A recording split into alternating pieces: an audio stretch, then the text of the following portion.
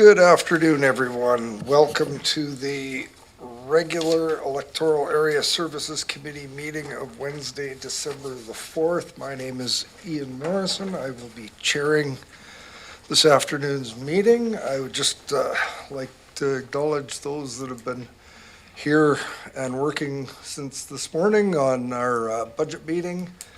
Thank staff for their long day. I'd like to ask everyone around the table and in the gallery, if you've got electronic devices, that you turn them off, make them silent or vibrate or something like that. I'd like to also recognize that the CVRD is on the unceded territories of the Cowichan, Malahat, Subasit, Halalt, Penelakut, Staminas, Liaxin, Paquachin, Titi-Dot, and Pachi-Dot nations, whose people have walked gently here for thousands of years. We have a fairly involved agenda today. With that, welcome everyone, and I turn to Mr. Robbins for our first item. Good afternoon, everybody. You are either privileged with me or maybe stuck with me today. I'm sitting here with you this afternoon. There are a couple of updates to your agenda before you adopt it. One being a matter of new business under NB1, which is the report from the Utilities Division with regards to inclusion into Mill Springs Sewer Service Area and Establishment Bylaw Amendment. I know that the directors, that was distributed to you earlier. And the other is just an update with respect to bylaw number 4619, item R5. There was a couple of administrative things to correct in the bylaw, but one more substantive one which was regards to some details. That was also distributed, so there is an updated bylaw with you. These will obviously be updated online as well. And with those amendments in addition, and a motion to approve the agenda. Moved. Seconded. Any discussion? Seeing none, all those in favor? Any opposed? None opposed, the motion carries. Mr. Robbins. That moves you to the adoption of the minutes of the November 20th and the recommendation that the minutes of the Electoral Area Services Committee meeting of November 20th, 2024 be adopted. Do we have a mover? Moved. Seconder? Moved and seconded. Any discussion? Seeing none, all those in favor? Any opposed? None opposed, the motion carries. There is no business arising from those. That then moves you to public input period. Can you please read The public input period is to offer the public an opportunity to comment on an agenda item before the committee considers the item. The public input period procedure policy allows for an allotment of 15 minutes where the speaker is welcome to comment on any items on the agenda up to a maximum of 3 minutes. This excludes items that are or have been subject to a public hearing. Input from the community is valued and appreciated, but we request that input is presented in a friendly and respectful manner. And of course, your cooperation in maintaining a safe, respectful, and orderly environment is greatly appreciated. Now, I'd like to welcome anyone or invite anyone that would like to provide input to the committee on items on our agenda today to please come forward. We're all ears. Welcome. Hi, Mr. Chair. I'm hoping that my voice manages to hold out through this presentation here. It's been a little sketchy this week. My name is Rebecca Papadopoulos, and I'm here today representing Cowichan Agricultural Society regarding agenda item number R2, which is about agricultural zoning. As you're aware, Cowichan Agricultural Society submitted a letter to this committee on November 14th regarding the stakeholder engagement process for agricultural zoning. The letter was thanking CVRD for the attention that it's given to the topic of agriculture and the agricultural zoning, but also expressed our concerns that the stakeholder engagement process completed this fall was a good start, but that more discussion is required. The recent ag policies and ag zoning bylaws that are being prepared by CVRD don't seem to reflect the feedback that we farmers have been providing for the past year and a half. and that those comments were echoed again in the recent public meetings and surveys that occurred over the last couple of months. Our letter was requesting 3 actions that CVRD could take to better support local agriculture, and these actions included providing an updated version of the agricultural zoning bylaw as soon as possible, rather than waiting until summer to issue it as part of the entire comprehensive zoning bylaw document. Reinstatement of an agricultural advisory committee for the electoral areas so that the agricultural community has a formal structure to support CVRD's ongoing planning efforts. In addition to the MOCP and comprehensive zoning bylaw update, we need to update our agricultural plan and to prepare an agritourism plan. And it's best practice to have an agricultural advisory committee in place to support all these planning activities. Lastly, as an interim measure until the comprehensive zoning bylaw update is completed, we had requested that CVRD process a zoning amendment to bring the current bylaws into alignment with the Agricultural Lands Commission regulations and our current official community plan for the electoral areas. Farmers are being restricted and negatively impacted by the current zoning bylaws, and the process to prepare the MOCP and comprehensive zoning bylaw update is taking a long time to complete. A zoning amendment would provide farmers some immediate relief until the MOCP and comprehensive zoning bylaw are in place in 2025 or 2026. It would reduce some of the pressure for farmers surrounding this issue and would provide all of us some space to focus on getting the agricultural aspects of the MOCP and comprehensive zoning bylaw right instead of just getting it done. On behalf of the Cowichan Agricultural Society, we hope that this committee will consider this input when discussing agenda item R2 today and support our request authorizing staff to work collaboratively with the agricultural community so that we may work together to get the MOCP and comprehensive zoning bylaw right for the future of agriculture in Cowichan Valley. Thank you very much. Thank you for your input. Turn to the gallery and see if there's anyone else who'd like to provide input to committee today on any of our agenda items. Now would be the time. If you'd like to provide us with some thoughts or feelings or opinions, now would be the time. Looking over the gallery, seeing none. Mr. Robbins, our next item. We're going to move over onto section 6, correspondence. There is a recommendation that it be recommended to the board that grant an aid electoral area A, Mill Bay, Malahat, in the amount of a grant and aid for electoral area A, Mill Bay, Malahat, in the amount of $1,000 be provided to the CMS Food Bank Society to support the provision of essential food for vulnerable families. Moved by Director Segal, seconded by Director Deck. Any discussion on this?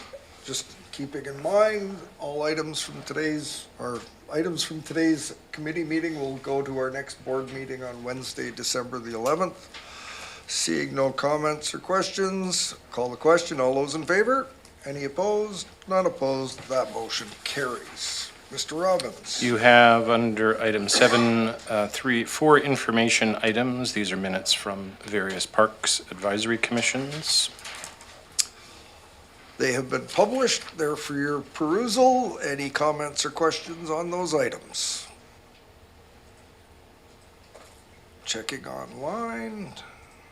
None. Mr. Robbins, next. Which moves you to reports. The first one, R1, was a report from the Community Planning Division with regards to online comprehensive zoning bylaw general regulation survey results. You've got staff and our consultants here with you today. Ms. Wright, are you introducing this for us? That's right. Thank you very much. So I understand it's a packed agenda, so I'll be brief in what I do. So this afternoon we'll be presenting on the survey results and public engagement summary for both the comprehensive zoning bylaw as well as the agricultural zoning and regulations. Both are proposed. For this first item, we'll be concentrating on the results of the general comprehensive zoning bylaw survey and fall engagement events. The agricultural zoning survey will be discussed in the next item, which is R2. I'll be passing to the mic to the consultants, and I would like to introduce Jana Zelensky. She's the principal landscape architect and engagement planner with Lanark Consulting. She's here in person, and we have Kristen Faulkner, who is joining us online, who's a planner and engagement specialist with Lanark. So Jana and Kristen will be presenting the summary of the CZB engagement results, and we are respectfully requesting that questions be held to the end of the presentation, which should be about 10 minutes. So with that, I'll bring it up. Can Kristen turn on her camera now? Kristen, can you turn on your camera, please?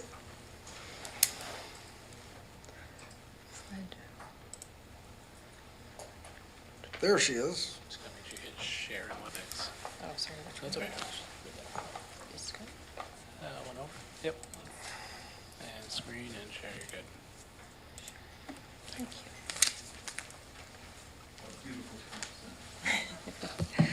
you. Welcome, Jenna and Kristen, and you've got as much time as you need. This is important, so you're not bound by a 10-minute limit if you need. Wonderful, and thank you, and thanks, Lauren, and I would like to say thanks for having us here today. So this fall, our team had the pleasure of working with CVRD staff and residents to explore some of the key topics that are being considered for the new comprehensive zoning bylaw, or I'm going to shorten to CZB. So the focus of fall engagement was on residential zones, general regulations, and agricultural zones. So in this first presentation, I'm going to share some key feedback that we heard on the residential zones and general regulations, and then if you haven't had enough of me, I'm going to do a second presentation on the agricultural zones feedback.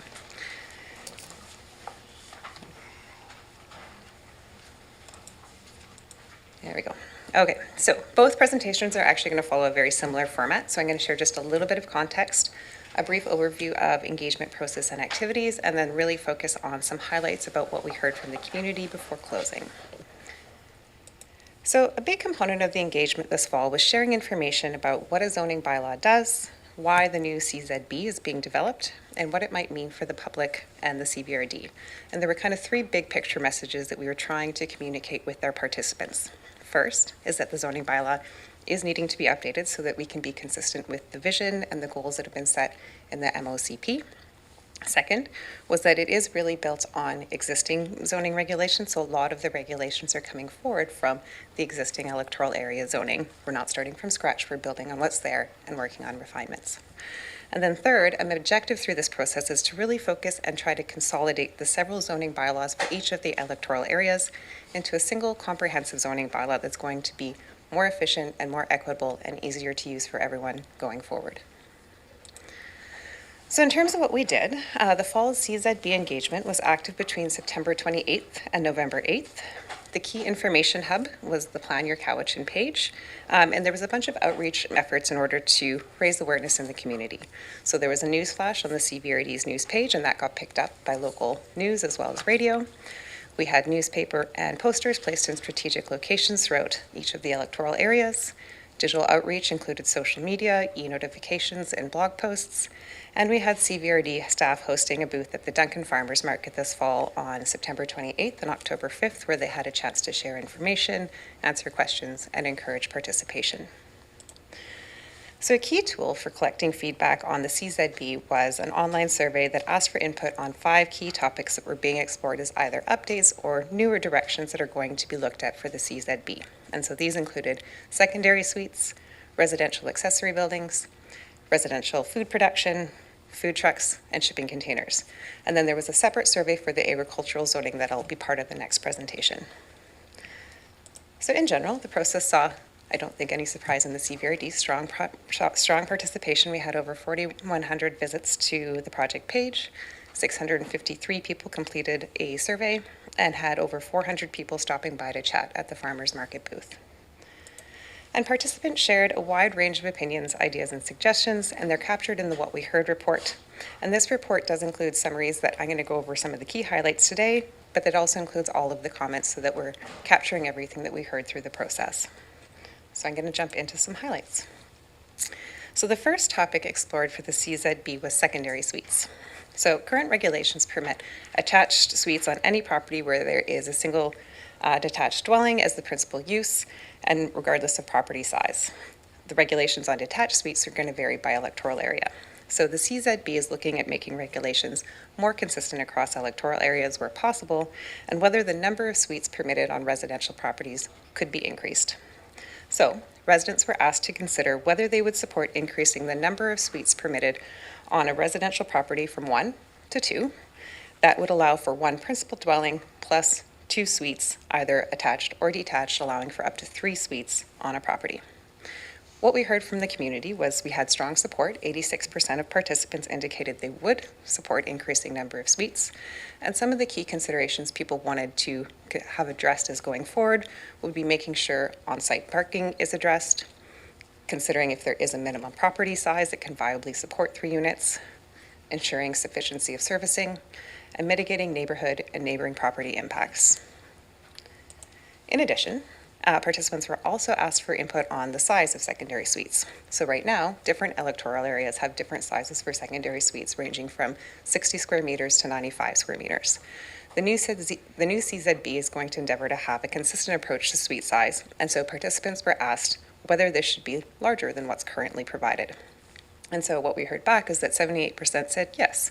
We had some common size suggestions saying allow up to 120 meters squared, or make sure that the suite's going to be smaller than the principal dwelling.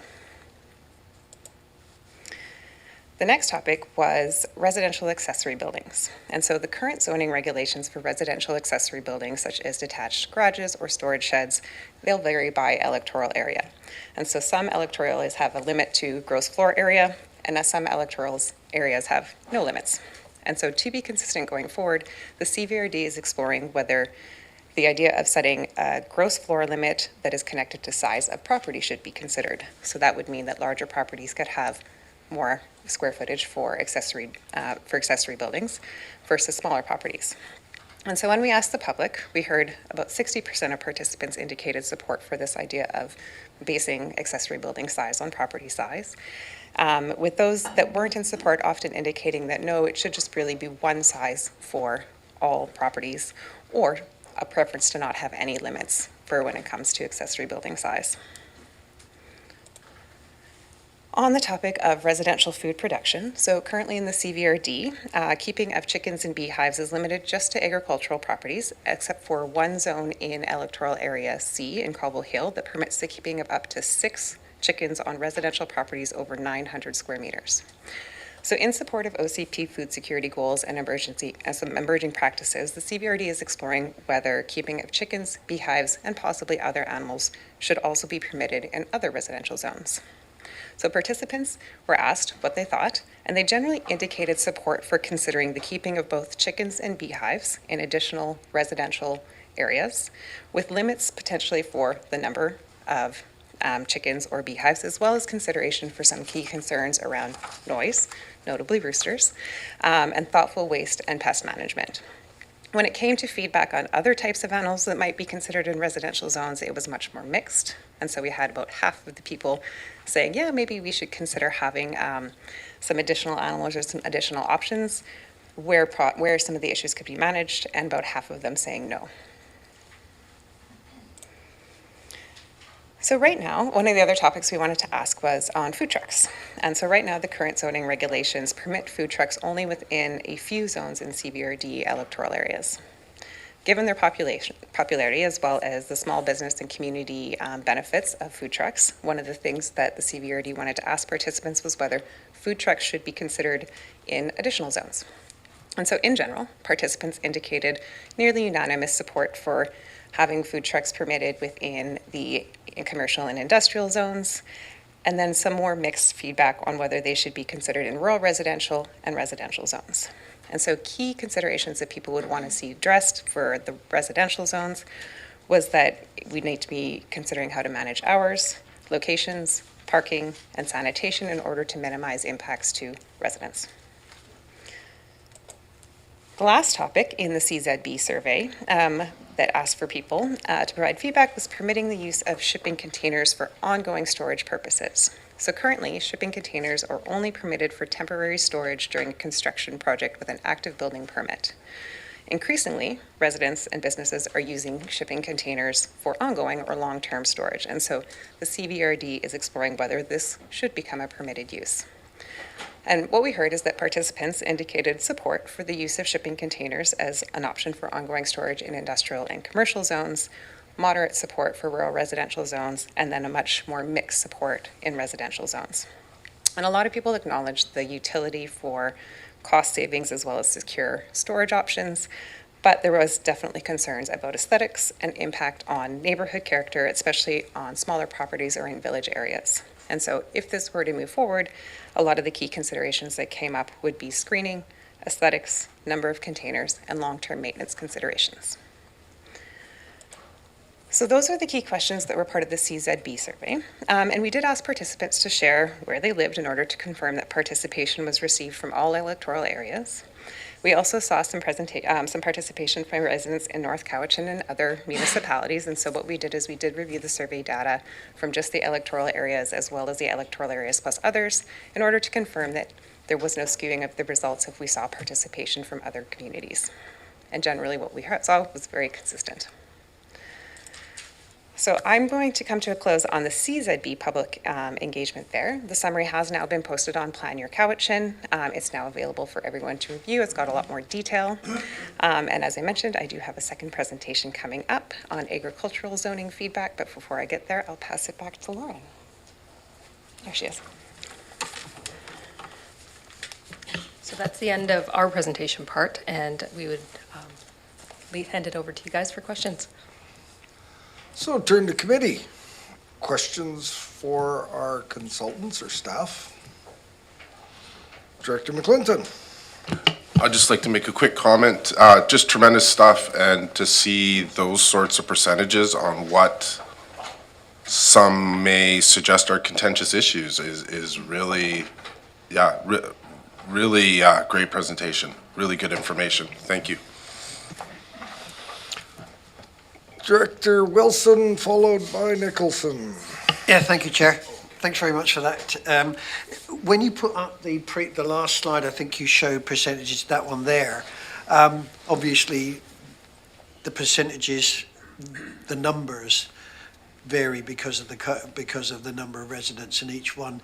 Would it be possible in future ones just to show in brackets perhaps how many people there were? That would be a better indication, because if you look at, let's say, Scots Falls, where there's far less residents than we've got, 6% may only represent, I don't know, 100 people or 200 people, whereas 13% where we are would be 500-600 people. So it's just an observation more than anything. Thank you. Director Nicholson. Thank you. I was wondering about the timeline now and when we can expect to see revised drafts of things. So with the CZB as a whole, we haven't seen a draft at all. So with that, we were talking as staff internally today and yesterday about coming back to the board or the ESC in early 2025 with an engagement plan. We will be speaking again with Lanark to see what kind of engagement support we're going to need as staff in order to proceed with these events. One of the key goals, though, is to look at the CZB as a whole, because I think and I don't want to get into the conversation for item R1 quite yet, but in terms of when we piecemeal out this types of zones, it's very difficult it's more difficult to read the general regulations as well as read the zone and see how it applies. So for instance, and I don't want to do this, but in the agricultural zones, it talks about height exemptions. Well, at that point, that will be further amended to talk about height exemptions for all zones, but right now it's just for agricultural. So piecemealing it like that isn't effective for reading a bylaw as a whole. So really, in terms of timelines, we will get back to you within in very early 2025 with a revised timeline and an engagement plan of when we expect to go to the community. We are thinking, though, that we will go to communities in, parcel the zones in chunks, the zone types in chunks, to have better conversations. And I don't want to commit to any exact ones, but for instance, agriculture, residential, forestry lands, things like that, so we can actually have conversations in a room with people as opposed to just presenting and leaving it up to surveys to answer, but we want to have more detailed conversations with people. So to me, it sounds like we're still early, but moving the ball forward and receiving information continually and processing that information? So this information, we have a lot of the draft zoning complete. This is going to help refine it for areas and for zones. What comes into play a lot of times that is kind of in the background is water, of course, and parcel sizes in comparison to what a proposed zone is versus the proposed MOCP designation that's on the parcel. So that's what we're really trying to work and refine right now, especially, when we're talking about, for instance, backyard chickens. Well, when you read in the summary report, if you look at the exact comments from people, some people are all for it. Other people talk a lot about noise and rodents in particular. And let's not talk about roosters, but rodents in particular are of great concern. So we need to then further refine that and think about what parcel size would suit the potential for rodents being there and not impact the neighbors. Things like that. I did have a question in regards to your survey around the question of allowing suites and, the minimum of one and possibly up to two. And given that we've just had some changes in provincial legislation, was there any differentiation between the creation of the additional suites and their intended purpose as to long-term rentals versus a more commercial short-term rental possibility? Did you hear any differentiation of that in the survey questions and interactions with people? Not to the extent I would have expected. I think when you read the comments, there's very few comments that talk about the desire for short-term rentals. It's more the opposite, saying, how do we make sure that a suite, or in terms of agriculture, like a agritourism accommodation unit, how do we make sure that they don't become, on Airbnb or a short-term rental site, and they are for agritourism? So the same thing for a suite. It's how do we make sure it's for long-term residential purposes? It wasn't really, comments didn't really focus on short-term rental. Director McClinton. You've been at this a lot longer than I have. You've been in planning. I'm just curious, did these, I'm going to use the word overwhelming support for things like additional suites and larger suites, did that surprise you? It surprised me. It didn't surprise me. It's, once again, how as staff do we take that and put it on a property? So for instance, when you are you hear the background information a lot of the times, or even when you watch development variance permits come up here, much of the time it's, we have an existing building that wants to be converted to a suite, but a neighbor doesn't support that. And so how do we now take it and permit, an attached suite is permitted, but how do we what are the limitations to a detached suite? Do we continue to entertain, not that we can say no, but to the actual application, but do we continue to permit existing buildings within the setback area to be converted to a detached suite? So the comment that the support wasn't a surprise, it's now how do we effectively manage it on the ground? That is more of what we're turning our wheels on. Could I get the presentation lowered? See if Director Acton wants to pose any questions. There we go. I don't see Director Acton's hand up. This item is an information item. I'm very pleased with the information so far. Thank you to staff and our consultants for presenting today. And with that, we will go to item R2 on the agenda, which is next. Mr. Robbins. R2, part 2. Another report from Community Plan Division with regards to comprehensive zoning bylaw, and more specifically, agricultural zoning community consultation results. Ms. Wright. So again, I'll be short and sweet to start this off. So I just wanted to provide some background information that we've heard, but also just centers the conversation. So, or centers the information of what we're about to hear. So as a reminder, there are currently 36 different agricultural zones across the electoral areas. One of the key goals of the CZB as a whole is to significantly reduce the number of zones including agricultural zones, and to establish consistent regulations across the region where possible. So in June, staff presented 2 draft agricultural zones that were proposed to guide the public engagement process. Starting with draft documents often facilitates more productive discussion than beginning with just simply open-ended questions. So what we have online are 2 draft zones. The first proposed zone is A1 ALR zone, which would be for parcels that are within the ALR. The second zone is proposed A2 agricultural resource zone. That's for parcels that are not within the ALR, but are designated agriculture in the OCP. So those are generally the zones that right now that are, that are designated, that have agricultural zoning, but not within the ALR. The proposed MOCP hasn't really made any changes to agricultural designation. They took land that is currently designated agriculture under current OCP and simply redesignated as agriculture again under the proposed OCP, meaning we have not added at this time any other land for agriculture either. The same if you're zoned agricultural now, you would be zoned for agricultural use in the future as well.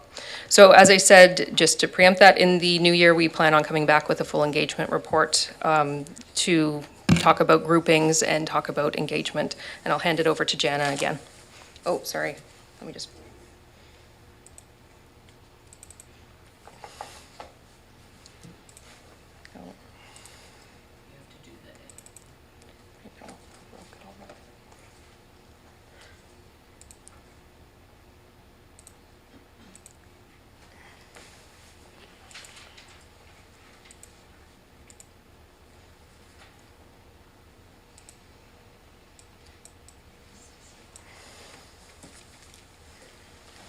All right. Welcome again. Thanks for having me back. And so I guess this one's a little bit longer presentation, so I will try to keep it brief but get into as much detail as I can. So basically, in response to previous direction from the CVRD board, a part of the fall 2024 engagement was really an opportunity to look more closely at some of the directions being explored for agricultural zones within the CZB. There we go. So this presentation will follow a very similar format to the last one. I won't spend time there. And maybe I'll just start with a little bit of context, and I think Lauren's already alluded to this, is, agricultural zoning is complex, and so this was a really important conversation for the community. Unlike a lot of the other zones that are being developed through the CZB, the agricultural zoning has this additional overlay of provincial regulation and guidance through the Agricultural Land Commission to consider. So the ALC does encourage local governments to create complementary zoning bylaws that support the ALC regulations while adapting to fit the particular needs of the region. And so part of this work is figuring out what are those needs. An added complication that Lauren alluded to is that the ALR use regulation only applies to the portion of agriculturally designated lands in the CVRD, which means there does need to be local zoning to provide regulation for those non-ALR lands as well. So a key focus for the CZB has been identifying what are those appropriate regulations to work within the context of the ALR and the CVRD. And before I begin, I just wanted to acknowledge 2 core values that really came up regularly during the engagement. So first was the protecting of agricultural lands. So a lot of our participants agreed that it is really important to maintain arable lands for farming and take those steps to protect it against the risk of it being purchased and used for non-farm uses or people using it in a way that might impede future agricultural activity on those lands. Second is supporting the viability of farming. And so we heard that farming today is hard. In an era of rising property values, a housing crisis, ongoing residential densification, and inflation, farmers talked about a lot of the challenges that they are facing in maintaining economically viable operations. One of the key things we heard that is if farming isn't going to be viable in the future, what happens when a lot of our existing farmers start to age out and new ones aren't coming back to replace them, and how does that affect the sustainability of farming? A lot of participants noted that how they farm is starting to change, and so what they are wanting to do is make sure that they are able to change and adapt with the trends that are going to keep things moving forward. So I think one of the key interests from going forward is finding ways to do both. So how can the CVRD continue to help to protect agricultural lands for farming both now and into the future, and at the same time support that ongoing viability and success of farm operations? So a little bit about outreach and engagement activities. Outreach for the agricultural zoning was part of the overall CZB process, so that included information on Plan Your Cowichan, media outreach, and information at the farmers markets. In addition, the Plan Your Cowichan page had more detail, including some draft zone information on the website, as well as some additional background information. And then, in order to more specifically invite the agricultural community, a letter was mailed to all CVRD landowners with farm status as identified through BC Assessment, and over 1,000 letters were mailed out. The mail-out included an invitation to the CZB agricultural zoning focus meetings that were held on Tuesday, November 5th. So there were two events. There was an afternoon session that was held at the Cobble Hill Farmers Institute, and that was organized specifically for landowners with farm status who received the mailed letter. An evening session was also organized, and that was one for anyone to attend, so including landowners with farm status and interested individuals from the public.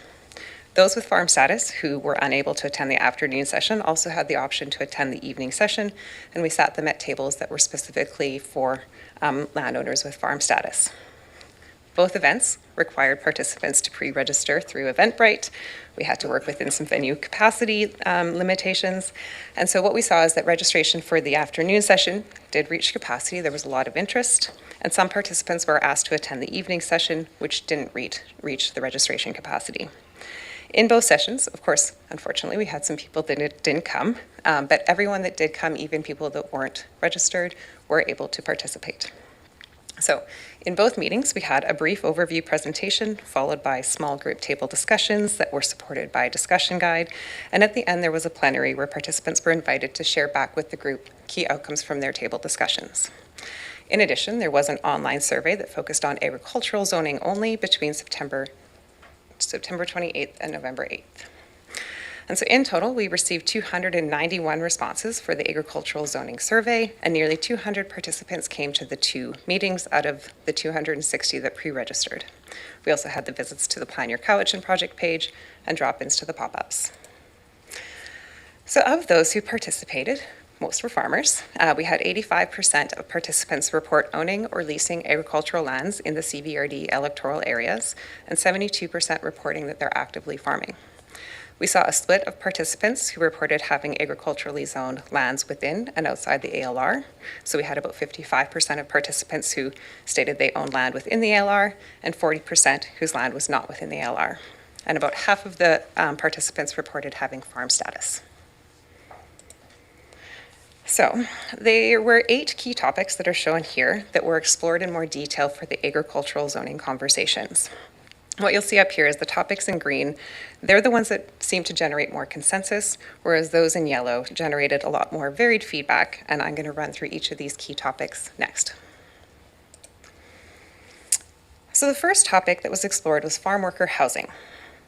Currently, there are no overt zoning regulations related to farm worker housing in the CVRD. So in some zones, you have accessory single detached dwelling that's permitted that can be used for that type of housing, but there's no specific farm worker housing regulations. Participants were asked to identify their support for farm worker housing in the CVRD and any considerations that would be important to consider.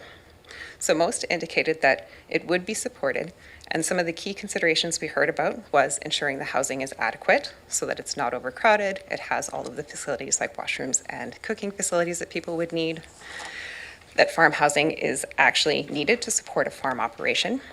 And connected to that is that there's a way to ensure that farm worker housing would be used as intended and not as an avenue to other uses like short-term rentals or non-farm worker housing.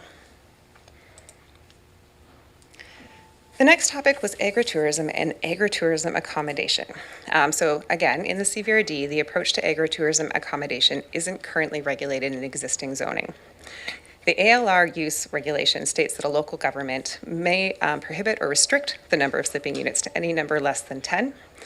What we're seeing is there is an increasing interest in this use, and so the CVRD is exploring whether agritourism accommodation should be permitted within the A1 agricultural ALR zone, and if so, what are some of the key considerations for it.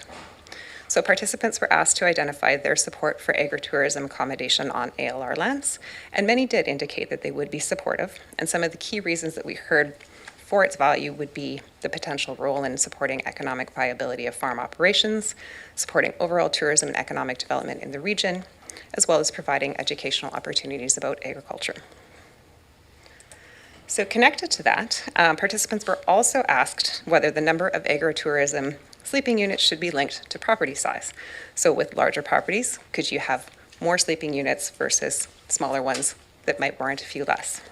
So a smaller percentage of participants supported that direction, and some of the feedback we heard is that some people feel it should be not based as much, or there should be equal opportunity regardless of property size. So some of the key issues that people felt would need to be considered for agritourism accommodation included, again, ensuring that it's being used as intended, it's managing impacts to neighbors, and protecting arable lands. So one of the topics that we got more mixed feedback on was home plate regulations. So currently the CVRD does not have a home plate regulation, and the ALR use regulation also does not include home plates. However, the 2024 ALC bylaw review guide recommends that zoning bylaws include siting regulations for residential structures to reduce the impact of residential uses on agricultural lands. This is in part due to broader issues in the province where you're seeing increasing incidences of homes and associated residential uses that are they're being built on arable lands, reducing that potential for future farming. So to this end, the CVRD is exploring whether a home plate regulation should be implemented, and if so, key considerations for it. So participants were asked to consider or identify their support for home plate regulations, and we got lots of feedback that yes, it is important to protect arable land for farming. However, there were concerns about an overly prescriptive home plate regulation that might not appropriately account for the varied and site-specific conditions or the different needs of farm properties in the CVRD.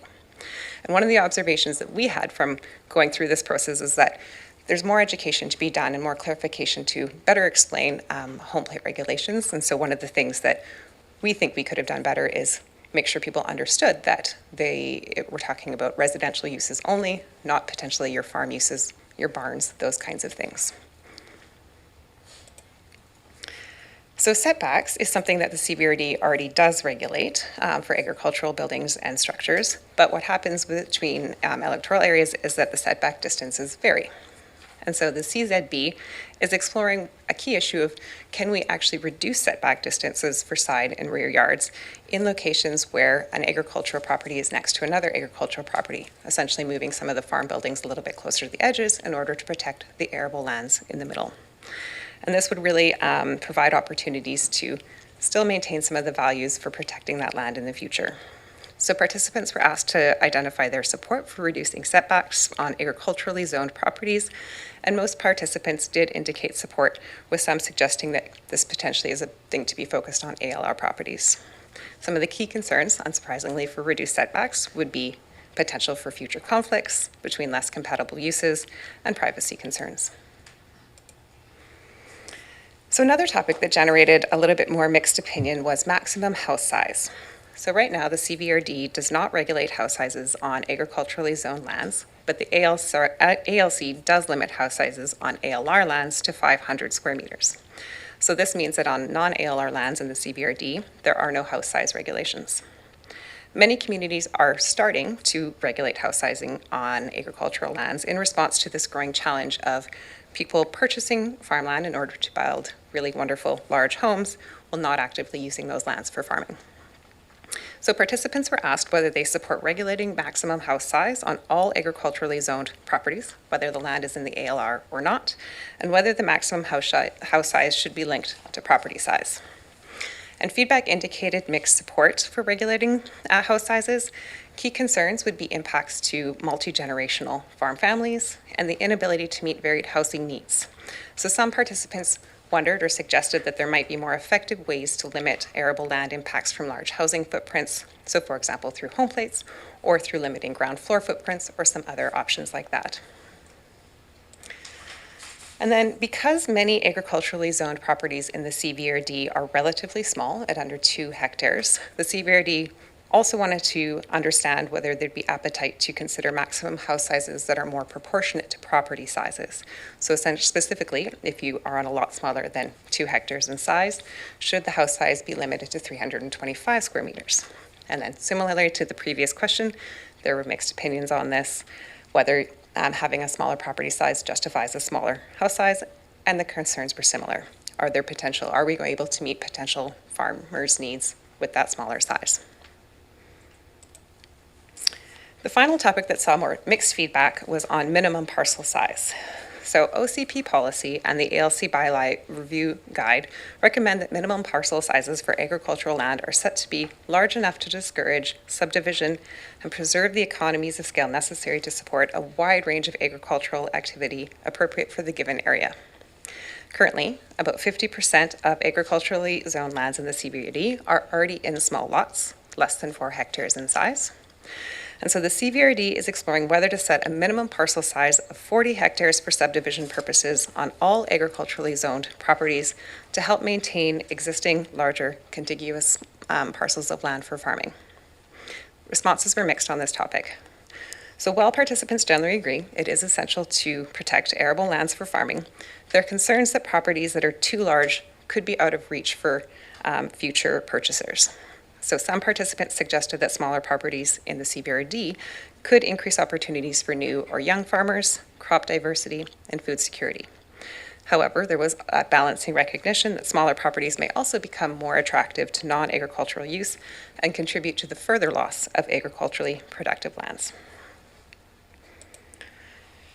So controlled environment structures, also known as vertical farming, have been recently added as a regulated use within the ALR use regulations. So local governments are now needing to consider whether this use is suitable in their local context. To explore the topic, participants were asked to consider whether controlled environment structures should be permitted for use in the proposed A1 agricultural ALR zone. And what we heard is that most participants support the idea of controlled environment structures with suggestions to ensure that siting is done logically so it's not going on arable lands and protecting those higher quality lands for farming, and that making sure that there is opportunity to minimize potential impacts to neighborhoods through considerations for height and screening. Some participants also suggested that commercial or industrial lands may be better suited for that use. And then finally, permitted uses on agriculturally zoned land vary throughout the CVRD, and within the CZB, the CVRD is working to increase consistency of permitted uses in all electoral areas. So participants were asked to identify what uses are currently happening on their properties and are there missing uses in the 2 draft agricultural zones, the A1 agricultural ALR zone and the A2 agricultural reserve zone. In general, most of the uses that participants identified were included within principal or accessory uses, but general feedback did raise questions about whether there should be more consistency between permitted uses in the A1 and A2 zones, if there are opportunities to increase uses for non-arable lands, and if there are certain uses, and there's some concerns about certain uses, like some of the more industrial uses like abattoirs or some non-food uses like cannabis and vineyards, and whether there's maybe too much potential for some of those uses. Some of the other uses that participants identified as potentially desirable included farm supply or feed stores, food services that aren't linked to a liquor license, manufacturing, retail sales, and vehicle storage. So just as we close, I am going to note again that a lot of the comments included conversations about how to protect high-quality farmland while at the same time keeping things simple and flexible to support economically viable farm operations both now and into the future. A lot of participants expressed the appreciation to be able to be involved in planning for the future of agriculture in the CBRD and expressed interest in continuing to have opportunities to be involved in discussions that will affect agricultural lands. So I will end there with a thank you, and like the CZB, I will say it has been posted, and I will say thank you very much for having me here today. Thank you, Jana. Ms. Wright. That's it for staff, so we'll hand it over to you. Director Wilson. Thank you, Chair. Thanks again, Lauren, and everyone else there. I do have a question, but before I do that, I've got a couple of comments here to do with the comments that came up at public input. And I am concerned at the possibility that some of the feedback from farmers is not being included, whether that's the correct way of putting it or not, I'm not sure. So I won't ask you to comment. My feeling is that we should move as quickly as possible to assist the farmers with their families and on their succession plans, and make sure that they're safeguarded, because without those succession plans, we're going to lose the farmers and their families. And in the majority of cases, those plans may be in jeopardy if there's more delays on this. And I know you're moving as quickly as you can. And I think we have to ensure that our proposals align and complement, I think that was the word that you used as well, what the ALC regulations as well, rather than conflict with them and make them that much more complicated. So the question, I promised I would get there. One of the comments that was made is 50% of farm status through through BC assessments or thereabouts. Do we have any indication as to how many of those are only meeting the bare minimum requirements? And I think the term that a lot of people, especially the farmers, have used is sharmers. Do we have any influence there, or do we have any indication? Through the chair, we are not the purveyors of that program. We have no information other than what BC Assessment provides our GIS department, and that's addresses. And I also just want to point out that BC Assessment data and the data we use to mail letters to the farm status owners is a year and a half now out of date. If you go on the website and you type in an address, it shows, as of July 2023. BC Assessment has not updated their data for local governments for 2 years. Okay. So we don't have we don't have that kind of data, nor I think we'd ever be provided that kind of data. Yeah, but my reason for asking is that the minimum requirements are pretty minimum, actually. Thank you. Director Martman. Thank you. Thank you for the report, and thanks for giving a platform and a voice to the farming community. I think that was excellent to start with. But I wanted to point out a couple of things in the staff report that I just wanted to get some clarity on, because one of the things it says is that one of the prominent critiques is that local government should just stay out of it. And then later in the report, it talks about local government can either prohibit and or regulate. And I'm wondering how those two statements match up, because if there is it doesn't seem to be an option for local government not to do something. So in other ways, just if the ALC has a regulation in place and they say to the guidelines, local governments could do something, but it's like, I think I'm interpreting this as not doing something isn't in the cards, that local government must do something. Is that correct? And I can get into, maybe you can give me details or. Sure. Bev was the author of the report, so I'll ask her to come up as well. But to kind of comment on it, a lot of times, unfortunately, the ALC regulations in particular are sometimes provincial downloading. So in terms of the home plate, for instance, it's not a requirement through the ALC use regulation. However, it's strongly encouraged. Well, that's most likely due to political pressure that the ALC and the Ministry of Agriculture faced. And so instead of, enforcing it or forcing it through the ALC use regulation, it's strongly encouraged to local governments. So that's where we step up and we think, how do we apply this on the land at a local government context, or do we want to? Okay. So it's political. I'll also, if Bev has anything. Ms. Suderman. Yeah, thank you very much, Mr. Chair, and thank you for the question, Director Martman. I think that the thing is that we're trying to develop zoning for all the agricultural lands, and also zoning that permits agriculture outside of the agriculturally designated lands. So when we're crafting agricultural regulations, we want to make sure that they work in all of those contexts.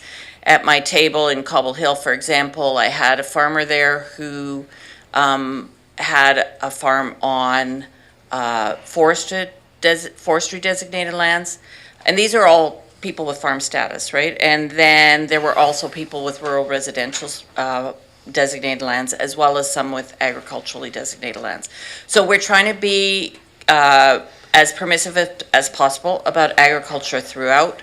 We're trying to create a context where there's no discrimination against farmers who are in other than agriculturally designated zones, and so on. So as we're looking at the ALR regulations as a whole, we have to be thinking about these other contexts as well for the consistency purposes, because it's going to be the same definition of agriculture throughout. And the definition of agriculture that we have is very broad at this point in terms of both growing food and livestock, but also in terms of processing on farm. So we have to be a little bit careful about all of those different components of it. Now, I feel like there was more to your question than that, and There is a follow-up of it, yeah, unless there's something Yeah. else after. I think- Yeah, there is a follow-up to that, and Okay. I think it touches on it. I think it's trying to create an understanding, between the CVRD and the farming community about the option of doing nothing at local government and what the consequences are, pro or con. But I think the other piece to this is when you talk about not agricultural land that's not in the ALR, how does a planner or how does the CVRD go about making that determination about what is agricultural land and what is not agricultural land? And I guess my plug would be, where's the role of Agriculture Advisory Commission or committee in develop or looking at just that one aspect? And I may have more later. Thanks. Well, I'm going to try, and then, thank you very much for the follow-up. The agricultural lands are classified Class 1 to 7. Class 1 apparently is the most versatile lands. We often call those the most arable lands. Class 7 tends to be really, really gravelly and difficult to grow things on, but sometimes it'll grow grass and things like that so that it can still be pasture lands, even though it's not that good at growing stuff. So there's a broad range of what's agricultural lands. In the CVRD, we have all of those classifications. And the primary thing with regard to our agricultural lands is that they also have various kinds of restrictions. And the one that's front of mind for all of us at this time is the water restrictions. So almost all the lands that we have within the CVRD that are classified as agricultural could be enhanced if there was enough water to irrigate. So that's a real restriction. One of the things that people like to say, though, is, well, if my lands aren't class 1, then they're not any good. But the reality is that different agricultural classes of lands are good for different purposes. So what's good for a vineyard is very different from what's good for growing grain. What's good for pasture land is very different from what's needed to grow lettuces in a greenhouse, for example. So the principle I think that we're working with is that there's almost all lands can be made agriculturally productive in some way or another, but we're not distinguishing between that within our zones. We're assuming that the farmers will make that choice based on the land that they are farming on, whether they inherited it intergenerationally or whether they're new entrants into farming and they come in with new lands. We're making the assumption that they would have assessed those lands to determine what is the most appropriate kind of farming. So that's why we try and do agriculture very broadly. But the question back to the one about the regulation is that the agricultural land reserve use regulation only applies on ALR lands, and we have agriculture far beyond that. Do we have a do-nothing option? Mr. Tippett wants to speak to that. Thank you, Bev, and thank you, Mr. Chair. With your indulgence, I'll try to answer that part of the question. Just before you go there, I'm just trying to make sure that So we're not debating zoning policy at this point. No. No, I'm appreciating you're gonna Yeah. provide us information. Yeah. I'm just wanting to give direction to the committee that we're receiving information, we're not debating agriculture policy per se right now, so as long as we're all clear on that, please proceed. Thank you, Mr. Chair. Director Martman, I think the reason I jumped up here is I heard something that I thought I could maybe try to answer. You know, there's this idea that if the regional district would get out of the way, that all of these uses that the ALC says are, you know, either permitted uses and farm uses, which we can't restrict, could happen. The question is, what does get out of the way constitute? The answer is, if we have zoning, the zoning has to explicitly permit it. The only way to activate those permitted uses, the ones that are discretionary and depend on a local government permitting it, is to either have no zoning at all or to explicitly permit it. And so it's not, you know, like if we don't say anything about things like farm help dwellings, you know, agritourism accommodation and so forth in zoning, which could be one way of viewing, you know, getting out of the matter, it wouldn't help. It wouldn't deal with it. Like, we have to actually address it head on, so long as we have a zoning bylaw that's going to apply to ALR land. So that's kind of how that works. The other thing I was going to say about how those the regulations that the ALC operates under are, of course, passed by the Lieutenant Governor and Council, which is, you know, the provincial cabinet. And sometimes when submitting, and I've seen this myself in the past when I've written a zoning bylaw, we send it to various agencies for review. ALC often will give feedback to the effect that, you know, even though some of the uses that they call permitted that we can allow are in the regulation, they think it may not be appropriate in certain contexts. Based on lot size or proximity to towns and this sort of thing. In other words, the LC regulations are developed with a wide variety of agricultural lands in mind, from the huge, you know, Douglas Lake Ranch to the 2-hectare parcel in, you know, Satlam or something. So if we did propose to take a much less, or, you know, to try and activate a lot of those permitted uses, we may get a lot of feedback from the LC. I'm speculating here, but we may get feedback from them to the effect of, well, maybe that's a little bit too generous considering, you know, the local context. And so this is what we will be wrestling with. You know, when people say that there hasn't been evidence yet that that we're listening to the farmers, I mean, we certainly have listened to them, and we're going to be internally debating what the next version of the agricultural zones should look like. And when that comes out, people can then decide whether or not, you know, it's an appropriate balance that we're proposing. Hopefully that helps on the context. Director Martman, did you have a couple of more, or could I go to Director? You're good? Okay, Director McClinton. I'll pass. Okay, Director Nicholson. So I'm really interested in moving this along. So when can we expect a revised agricultural zoning bylaw? Ms. So, Wright. thank you, through the chair. We weren't planning on bringing agricultural zoning independently of other zones at this time. We were hoping to go to the community with at least several types of zones and have those conversations. And for the community to look at the zoning bylaw in a more comprehensive way, as opposed to just one facet of the zoning. So as I mentioned previously, in early 2025, we are going to be up here again with a 2025 engagement plan. I'm wondering if that's going to lose momentum with the farming community.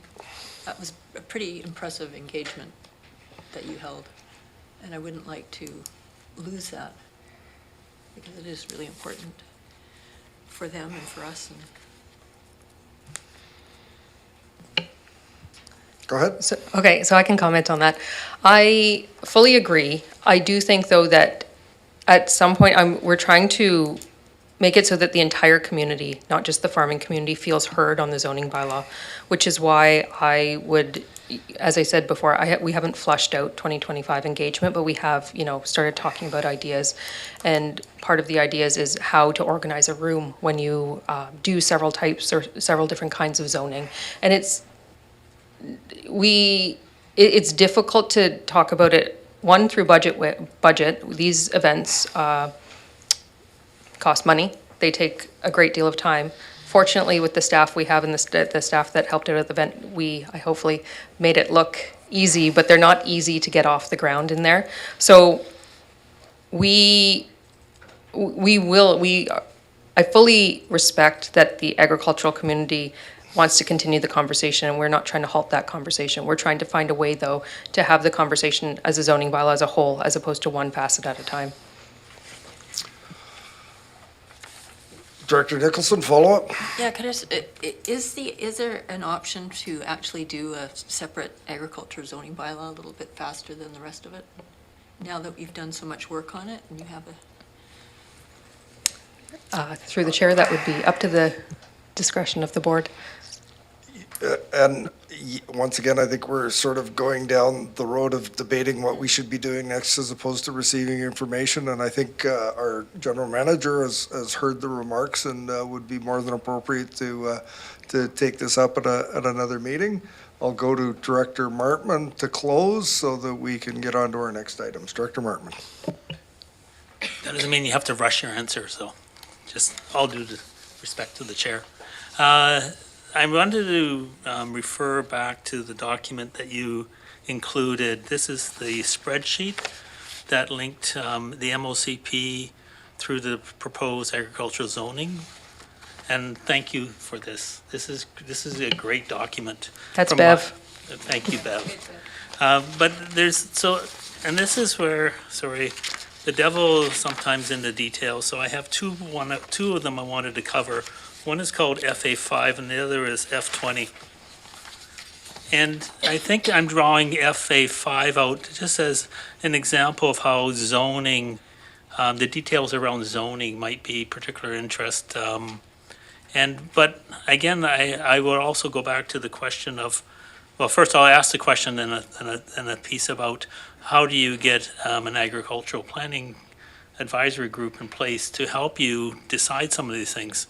Because the FA5 lists 5 bullets that talk about sort of how the CVRD may consider an application for what I would consider a non-farm use.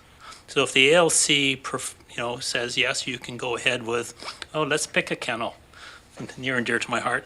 And you look at those 5 bullets, you may say, geez, might not fit into those 5 bullets. So therefore, the application's not even accepted, perhaps. And so I guess this is where the devil's in the detail to me. Is this what the zoning bylaw is going to actually spell out so that, or is this putting a stop to any non-farm uses just because it doesn't meet the OCP 5 bullets? Through the chair. So no, it doesn't put a stop to it. Sometimes you might need a site-specific rezoning.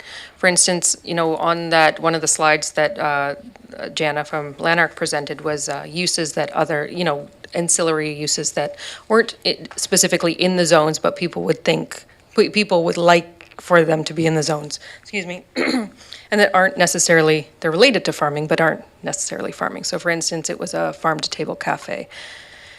In those cases, the reason we wouldn't put them outright in a zone, in an agricultural zone, would be we would want more say on how it was developed, meaning, is there water in the area? Maybe we put that into consideration, whereas if it's in a zone outright, we don't consider that it's already permitted.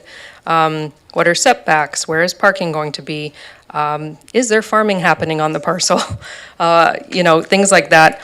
So I think, your question, well, kennels is a permitted, or is a proposed permitted use on the zones in the ALR, I believe. But at times we might have to rely on a site-specific rezoning to further assess an application like that.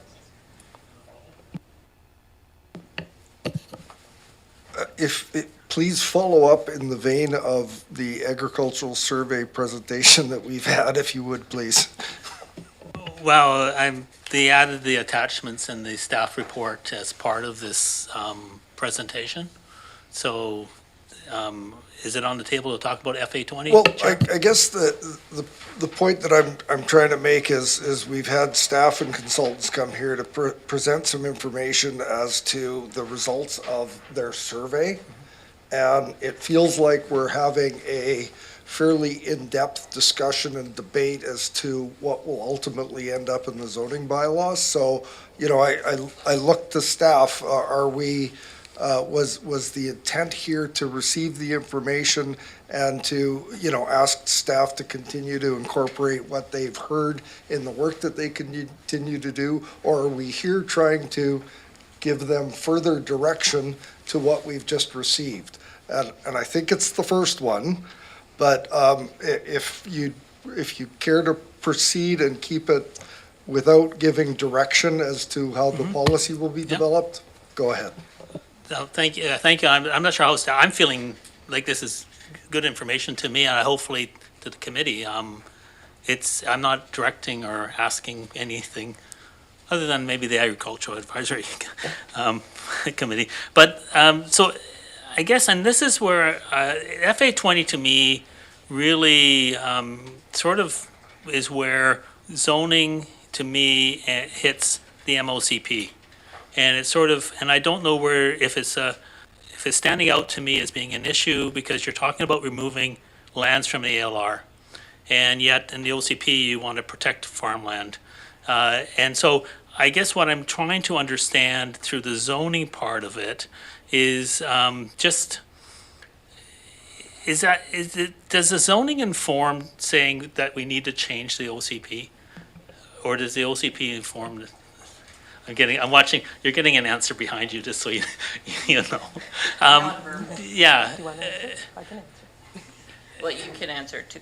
Either way, the zoning bylaw needs to be consistent with the OCP. So we take the OCP policy and we try, because the zoning bylaw is actually an implementing bylaw for the policies that are in the official community plan. Even though those policies are adopted by bylaw, it's a little bit confusing, absolutely. So in this case, I just took, when I was developing this table, all I did was I took 100% of the MOCP policies that are in the draft that you'll be considering as your next item, which is why the chair is trying to move us along quickly. And all I'm trying to say there in the zoning column is that once the decision has been made to remove them from the ALR, then we will change our zoning maps. Yeah. Thank you, Chair. Appreciate the indulgence. And yeah, this will be come up in R3. Director Nicholson, something further on the item? Yes, so I'm just, from a process point of view, I'm just trying to figure this out. There were, for example, the home plate policy, which is in the MOCP. You got mixed results on whether we should go down that road or not. So we're doing the MOCP next. So when is it that we have the discussion about whether it should be in the MOCP or not? And is there any, when do you ever come to us and ask us for direction on things like that? Or is this something that you'll decide and then it'll kind of? Ms. Chirol, thank you for joining us. Thank you, Chair. To you, to the directors. So yeah, so the table was provided to demonstrate how planners interpret policy and translate that into zoning. And as has been explained in the previous example, we also have to follow the provincial legislation. So if lands are in the ALR, there's an agricultural designation, they'll have an agricultural zone. If in the future they're taken out of the ALR, then there's opportunity to consider rezoning. If you want to look at that and ask yourself, well, did that policy make sense? I think that question will be appropriately directed to the staff who are working on the MOCP. And I don't want to get too far ahead of things because you're going to get a presentation, but we're now kind of moving to the next stage of that process, which is a statutory process. And it is expected that through a statutory process, you don't start with a final finished product that's wrapped up with a bow, approaching the holidays. But there's an opportunity to massage a document and get it to the point where you want it before it's adopted. Does that make sense? Director Nicholson. That makes sense, but it doesn't really answer my question about, we've discovered there may be an inconsistency with what we should be having in the MOCP. This is on the home plate thing, perhaps.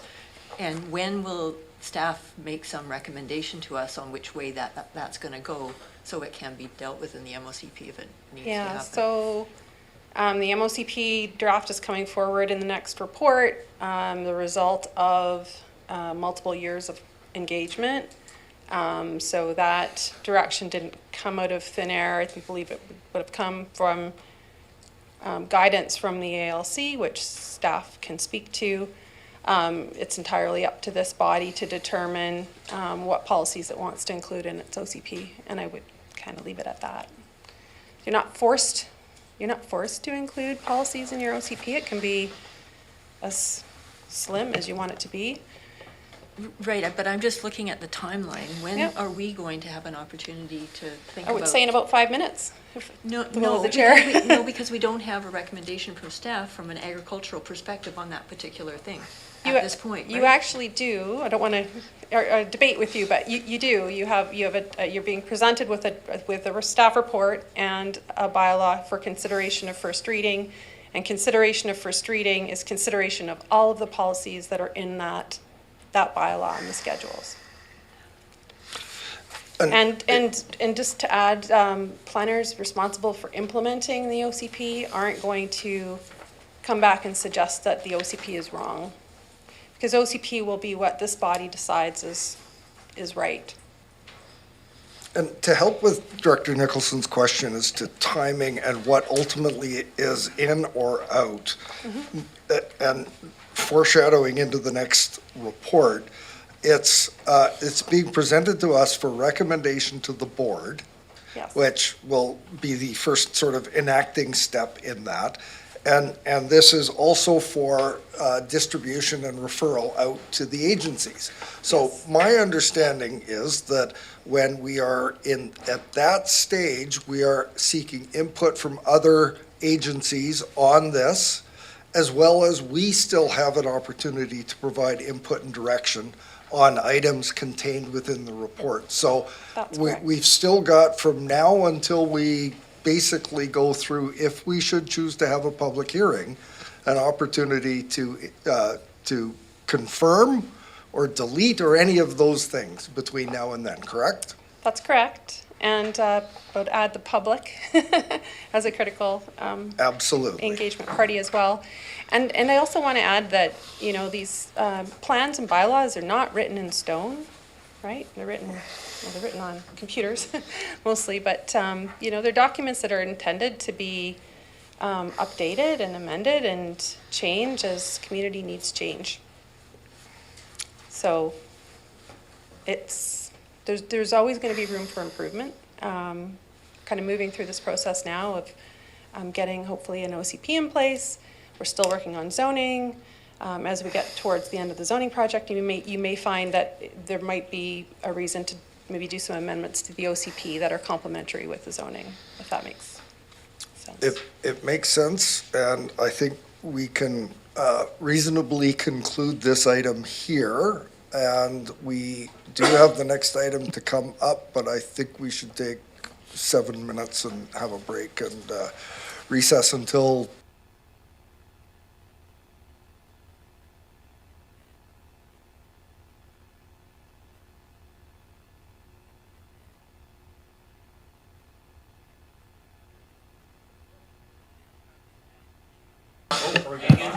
Welcome back, everyone. We're all live.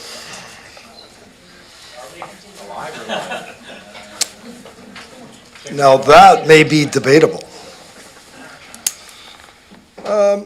Mr. Robbins, What's the next item for discussion? It's a report from the Strategic Initiatives Division with regards to the official community plan for the electoral areas and bylaw number 4373 in consideration for first reading and a referral of that bylaw under its two recommendations.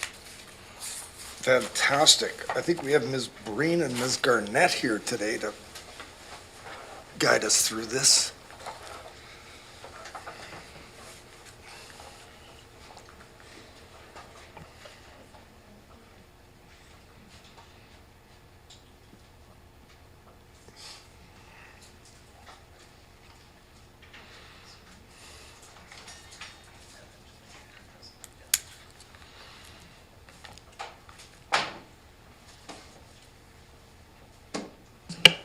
Good afternoon, directors. We're Strategic Initiatives is very pleased today to present Bylaw 4373 OCP for first reading consideration. There'll be two main presenters today, Patrick Ostrick from MODIS and Chris Bates from CVRD GIS. And we're going to, the purpose today is to provide the bylaw, an overview of each schedule. There are 16 schedules. 15 of them will be presented today. Schedule B, the local area plans, will not be presented or anticipated to be presented for first reading in the fall of 2025. So I'm now going to pass this over to Patrick Ostrick, who's online, to present, and I'm going to move these slides through for him. Patrick? Great. Thank you so much, Coralie, and it's a great pleasure to be before the directors once again, this time to get to first reading here, a major milestone for the OCP for the electoral areas. So it feels like we've been at this for many years, and I really feel like this is quite the achievement to be here today. So I'm here to present a few of the schedules as part of this OCP. Schedule A is the main component with all the policies located within it. So it contains three parts. There's part 1, which includes the vision, goals, and equity framework. Part 2, which speaks to land use designations and the growth containment boundaries. Then you have part 3, which includes all of the policies, including the implementation section. And so alongside those three parts, we have 3 appendices, the first being around the process that we followed and the engagement planning that occurred over the course of the last several years in developing this OCP. Appendix 2 describes the performance metrics so that we can measure progress as to achieving the vision and the goals in the OCP. And finally, Appendix 3 includes the growth containment boundaries and the methodology as to how we got there. So the document itself contains several policy goals, and it has those policy goals as policy chapters. There are 8 in total, so we have enhanced regional prosperity, mitigate and adapt to the climate crisis, strengthen local food and agricultural systems, improve governance and implementation as the implementation chapter, make complete distinct communities, protect and enhance natural assets, expand mobility options, and manage infrastructure responsibly. And so each of the policies within the document is aligned with one of these policy goals, which also aligns with the performance metrics at the back end. So there's a sort of linking of the policies with performance metrics and goals. Next slide. I want to run through a few highlights of the document that I think spells for a really great OCP. The first is a guiding framework that we've called the Transect. In this case, it's tailored to the CVRD's unique landscapes and settlement patterns, and it helps organize the designations and the policies within the document. In terms of the organization of those designations, this served as a very effective way to get an understanding around the 9 electoral areas and their their individual OCPs in the past and into one singular framework. So if we go into the next slide, you'll see how this framework itself helped us essentially streamline the designations from over 160 designations across the entire electoral areas to 21, which really should help improve accessibility for residents, for the directors, for staff, and for developers across the region, so that they know, the designation applies across those different electoral areas, and there aren't changes in the way that density is calculated or applied in different areas. So we're really looking at a streamlined framework here that should improve clarity and accessibility. It'll support decision making for staff and for directors as well, and ease in the implementation of the document itself.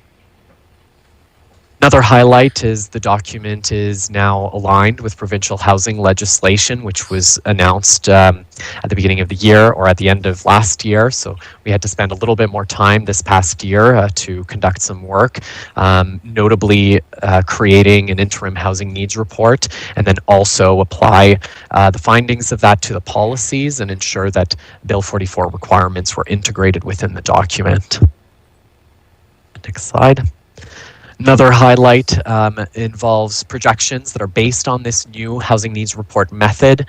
It considers historic trends and presents the capacity for growth within the region based on historic growth trends and current pressures on the housing stock. So in the OCP itself, you'll see tables like this one here that looks at projected household growth across all the electoral areas and the total for all of them put together.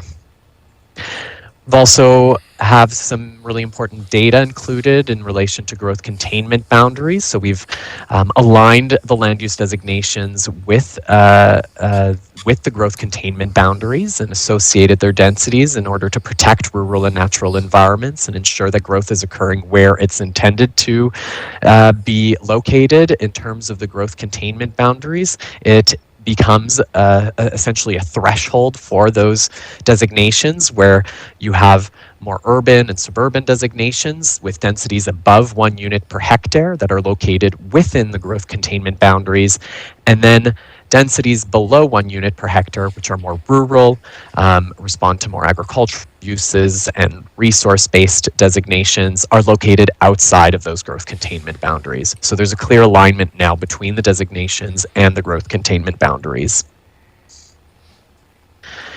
There's also a whole new implementation section to the OCP, which starts to align the CVRD's corporate strategic plan with the document itself, and also looks to update existing planning instruments and create new ones. So making a link between the policies where there may be updates that are needed to other documents. We've listed that in that implementation section, and it provides clear direction for how to move forward with the implementation of the policy and the vision and goals of the document. When we move into Appendix 1, you'll see this is really the place where we've documented the process and the planning that led to the document being created.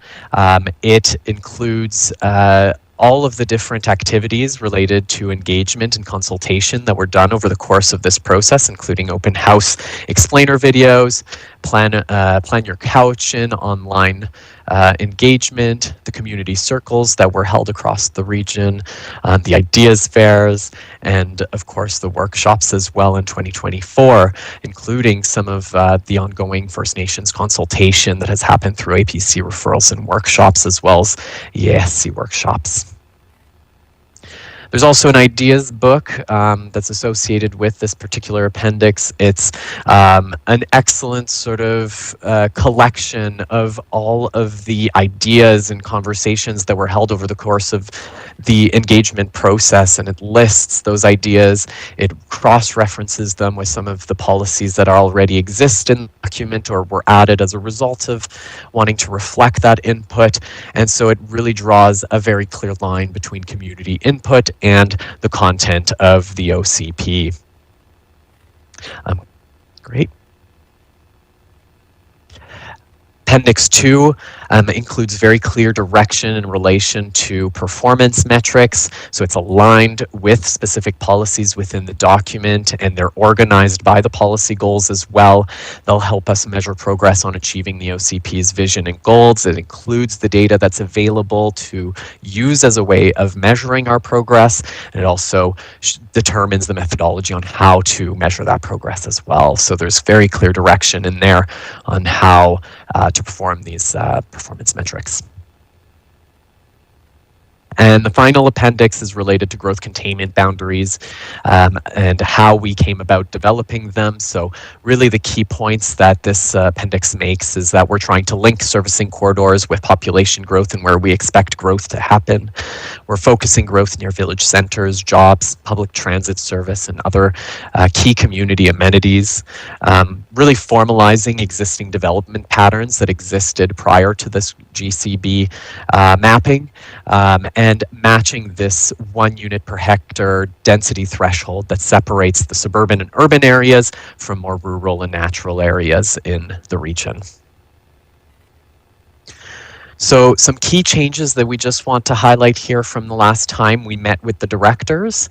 Obviously, we mentioned the housing needs report, so that's been integrated into the OCP. It includes tables and projections and new policies as well that reflect the results of the interim housing needs report.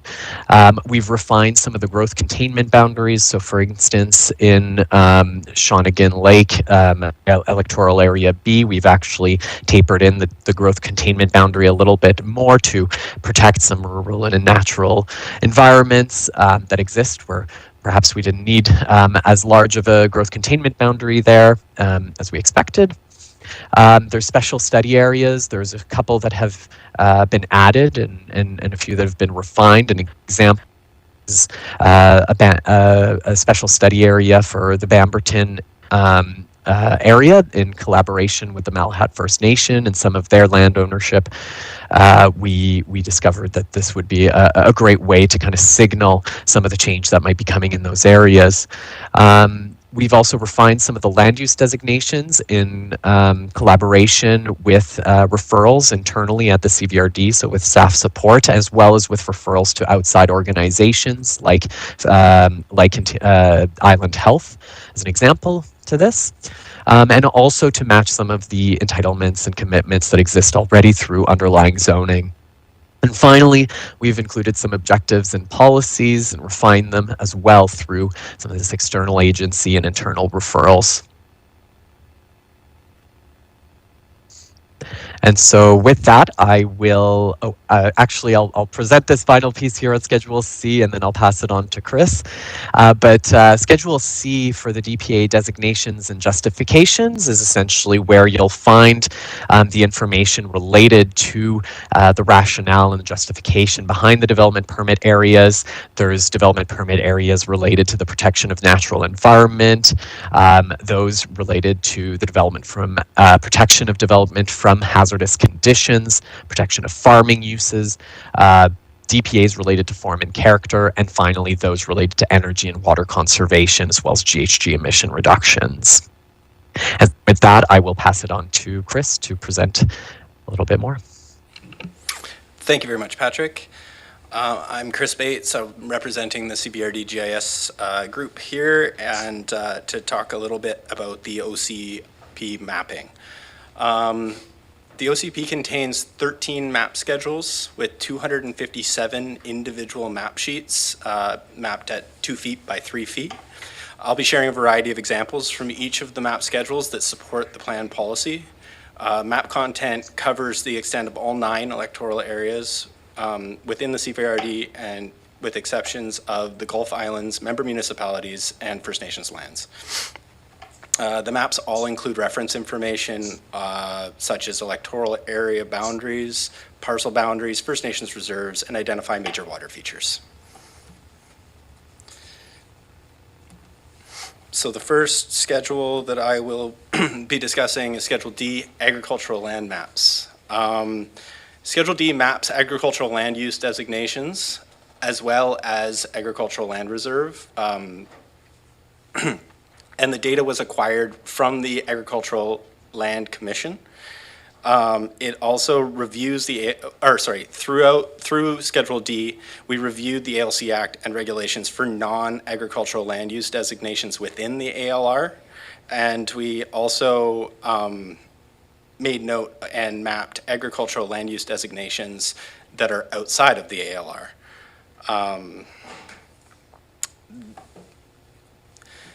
This slide is an example of what you will find in Schedule D mapping. This is a small portion of electoral area H. This particular example is good because it shows all three cases where the OCP agricultural designations overlap with the ALR, as well as where they exist separately.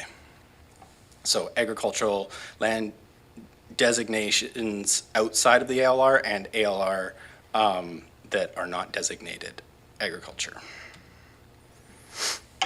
Schedule E is fire protection area maps. Very simply, Schedule E maps fire protection service areas within the electoral areas by provider. Data sources include CVRD bylaws and ministerial orders for improvement districts. There are 15 volunteer fire departments and 17 fire stations. Schedule D identifies fire protection services within the electoral areas by provider. These are just two examples of sections of Schedule E in areas A and B, just showing the different fire service providers. Schedule F, First Nations Reserves maps. As Mr. Chair so eloquently stated at the beginning of the meeting, the CVRD is home to the Quetzin, Malahat, Zabasset, Halalt, Penelakut, Staminas, Laxin, Pauquachin, Didadat, and Pachadat peoples. Schedule F identifies and maps IRs as defined by the Canadian Federal Indian Act within the electoral areas. Spatial data was obtained through the Canada Land Surveyor. Here we have an example from Schedule F, Schedule F mapping in Area F near the Nitnat River. I chose this example to highlight the Chichum Misapo IR, which of the Didadat First Nation, IR number 15, which is within the plan area. We also chose to include IRs that are outside of the plan areas for reference. And on to Schedule G, growth containment boundaries and growth area maps.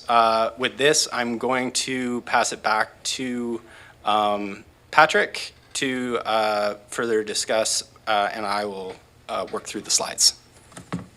Thanks, Chris.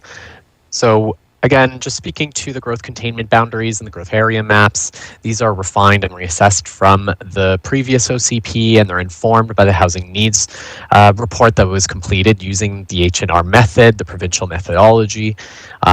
It contains enough growth in the CVRD for the next 25 years and aligns with the local area plans. Schedule G maps the GCBs by illustrating the line that separates the areas of growth from rural areas, but also highlighting areas within the growth boundary as areas of growth. So we'll just show a few examples here throughout the region moving forward.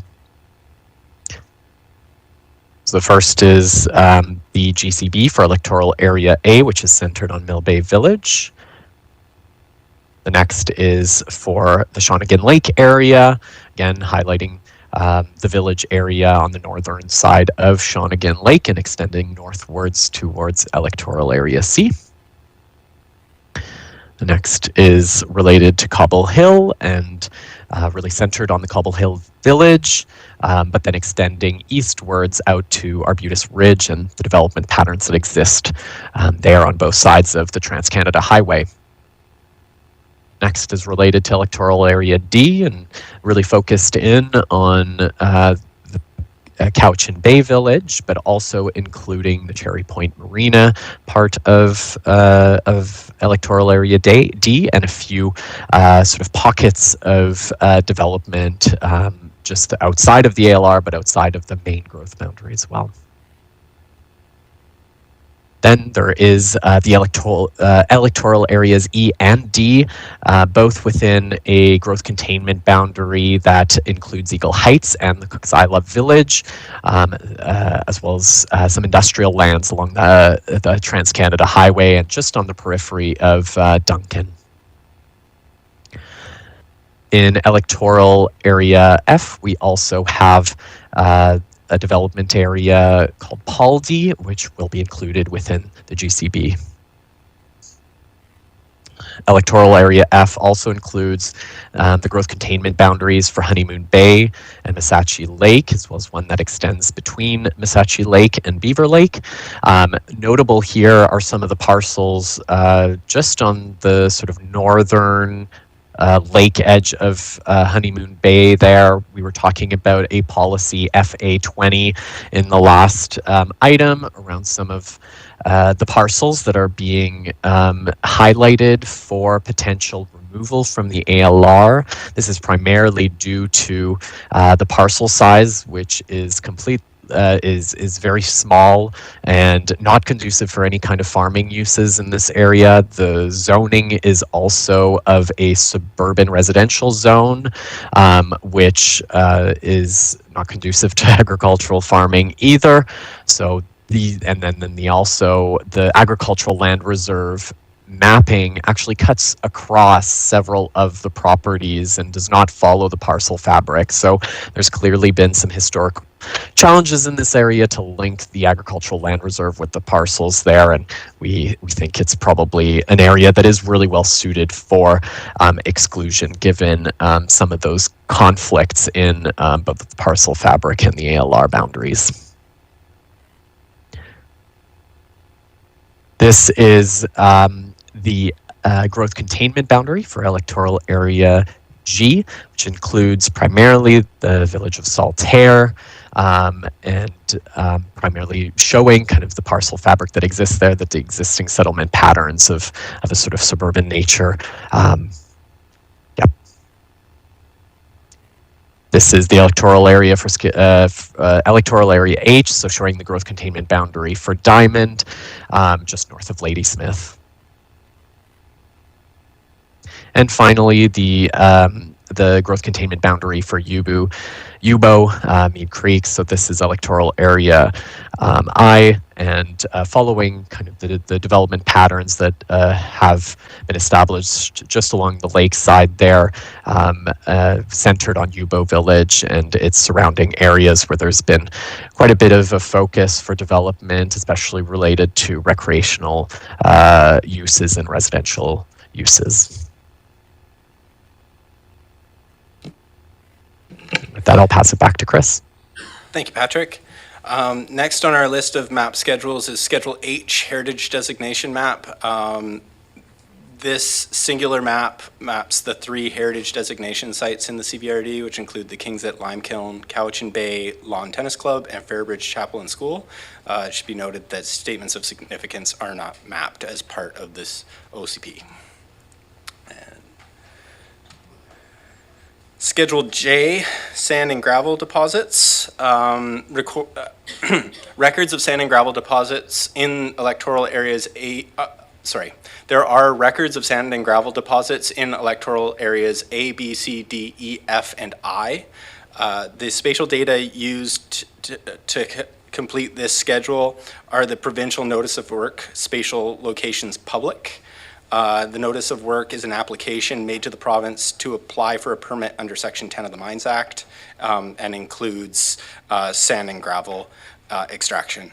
For the purpose of this map, we chose to restrict to a status of not started or operating.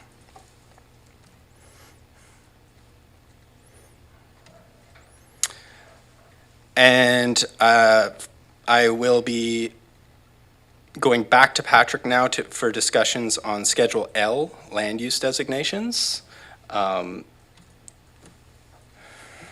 Yes, the Schedule L, thanks Chris, details all the maps related to the land use designations. So each parcel within the electoral areas is painted with a color, which indicates its designation, and that can be then referred to in the land use designation section of the OCP for information related to the density and the uses and the forms of development that may be allowed and supported within that designation. And so these were developed in consultation with the public, APCs, First Nations, electoral area directors, as well as other levels of government and their agencies and internal staff at the CVRD.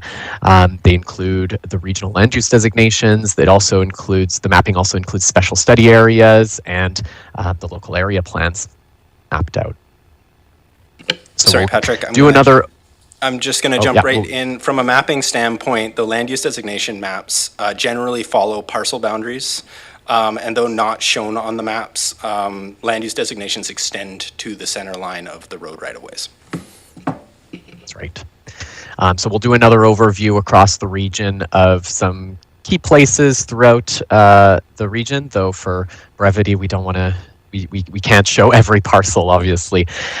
So here we have electoral area A in Mill Bay Village. So showing a typical pattern that you'll see throughout, which is some of the highest intensity and highest density uses located at the core of a village. So here we have sort of a village commercial designation at some of those key intersections in Mill Bay Village, and then some higher density residential uses like village core, village residential, and tapering out on the edges with certain suburban uses and some agriculture and rural uses out on the fringes. For electoral area B, we have the Shawnigan Village here, again with that village commercial use kind of forming the core of the village, and then residential uses, the highest in density located at the center of the village and tapering out as you extend away from the village center and core. Cobble Hill Village here for electoral area C, once again showing that village commercial land use designation at the core of the community, and then residential uses tapering outwards towards the Trans-Canada Highway, and including some large lots suburban on the opposite side of the Trans-Canada Highway, and that kind of being the focus of the growth containment boundary. Here we have Cowichan Bay Village, so a village core designation marking really the center of Cowichan Bay, and with some residential uses like medium lot suburban and country suburban kind of tapering off as you extend outward from the core of the village. Here we have electoral areas D and E. So this is an area located at Eagle Heights in the Cooks Isle Village. And so we have some sort of highway commercial as well as village commercial kind of located right along the Trans-Canada Highway. We have some industrial business park here on the opposite side of the Trans-Canada Highway, and then Eagle Heights, which is designated primarily as medium lot suburban, characterizing this particular area. Here we have the designations for Missachi Lake and Honeymoon Bay for electoral area F. So really, once again, showing a couple pockets of a higher density kind of village core and village commercial uses at the center of those communities, and then some lower density residential uses tapering out, surrounded by agriculture and the forestry and resources designation on the fringes. This is showing Saltaire. So there's a country suburban designation that primarily characterizes most of Saltaire at a density that would match the existing kind of subdivision pattern in this particular community, along with a little village commercial pocket to serve the needs of local residents.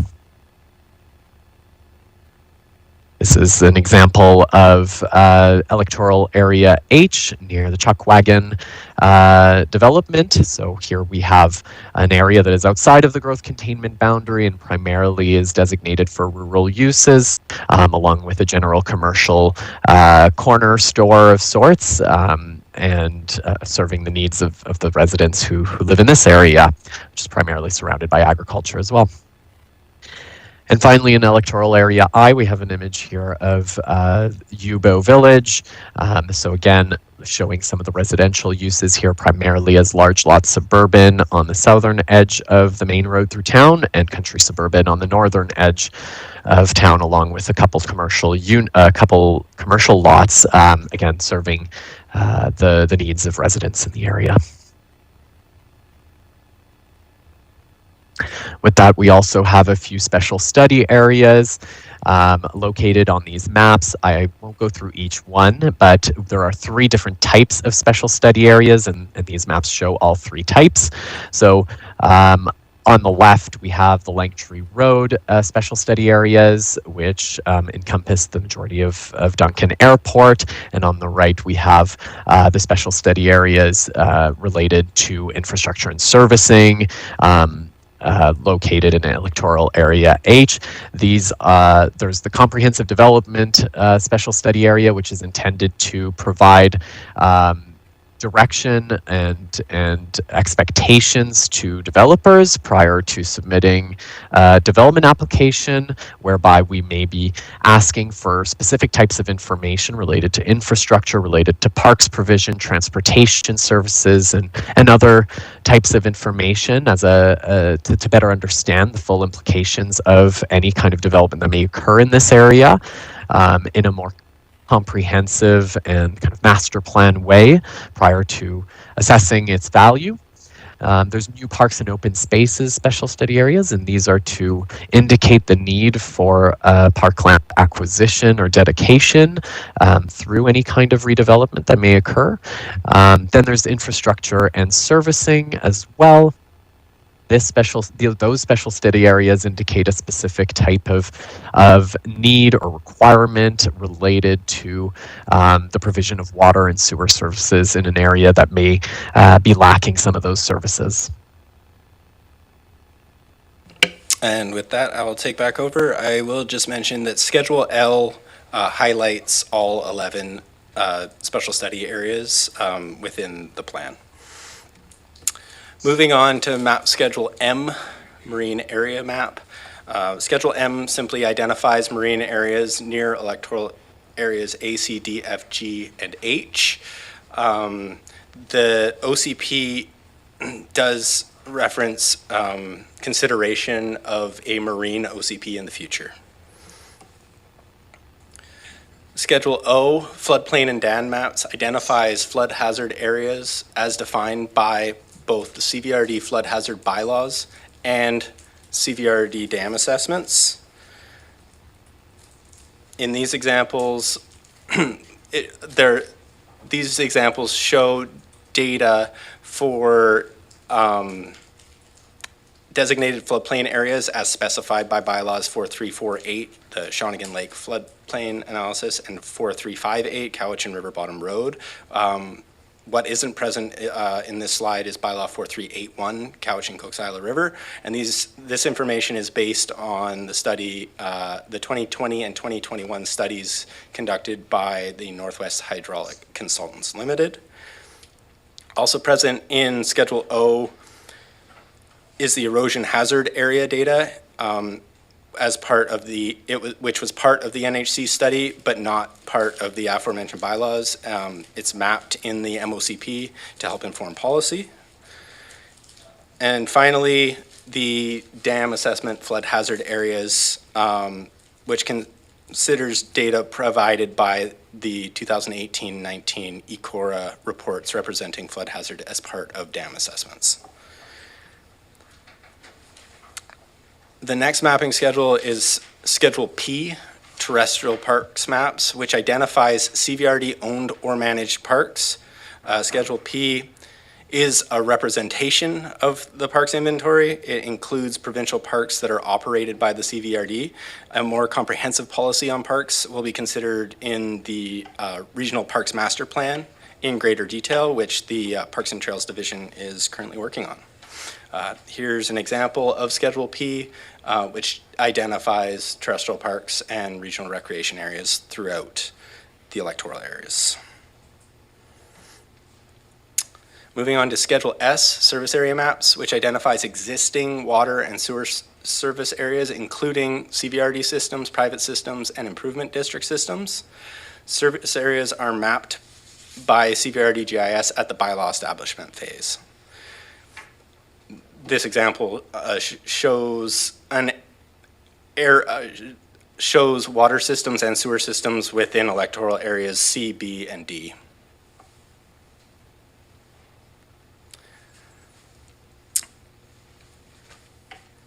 In Schedule T, transportation and major roads, the data source represents a major road network data administered by the Ministry of Transportation and Infrastructure and was obtained through the GeoBC data catalog. Through consultation with MOTI, major roads were defined using the summer highways classification for maintenance. For Schedule T, major roads included the following classes as defined in the data. Classes 1 through 5, which are as high as greater than 10,000 average daily vehicles, all the way down to 100 average daily vehicles. The map, this is an example, again, of some of the roads that are identified as major roads within the plan area. And finally, Schedule U, development permit areas maps. There are 5 categories: protection of the natural environment, protection of development from hazardous conditions, protection of farming, forming character, energy and water conservation, greenhouse gas emissions reduction, and the DPA designations and justifications can be found in Schedule C. These are just 2 examples, 2 mapping examples found within Schedule U of DPAs 1 and 2, identifying riparian area protection and environmentally sensitive areas protection.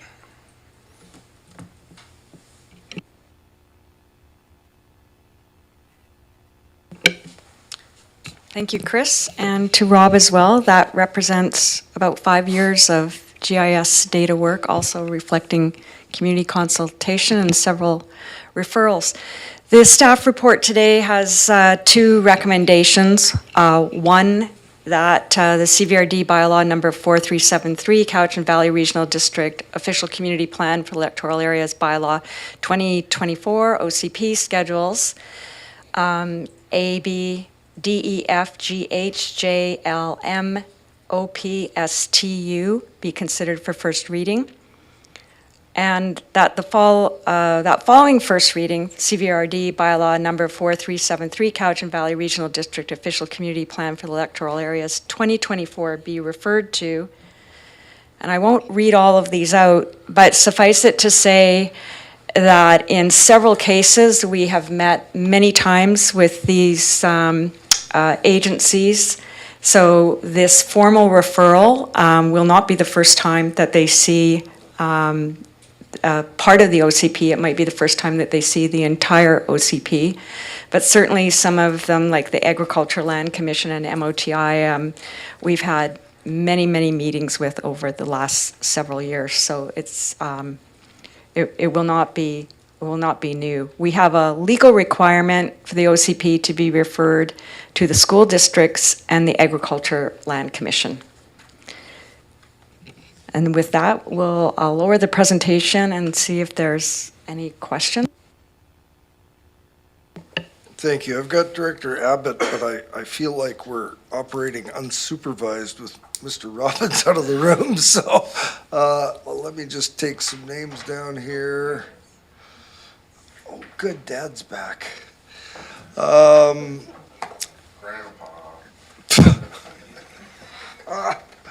I've got Director Abbott and Director Wilson. Anyone else want to get on the list now? Director Nicholson. Director Martman. Director Abbott, fly at her. Thank you, Chair. Impressive report, impressive. I've been zipping through Plan Your Cowichan, but Ms. Breen, you mentioned Schedule B. I think Mr. Bates said that's coming later in your recommendation. Through the chair to the director, Schedule B are the local area plans. They're still under development, and they will not be presented formally for first reading to the board until the fall of 2025. In your recommendation, you had included B, so you just rattled off A, B, C, D, and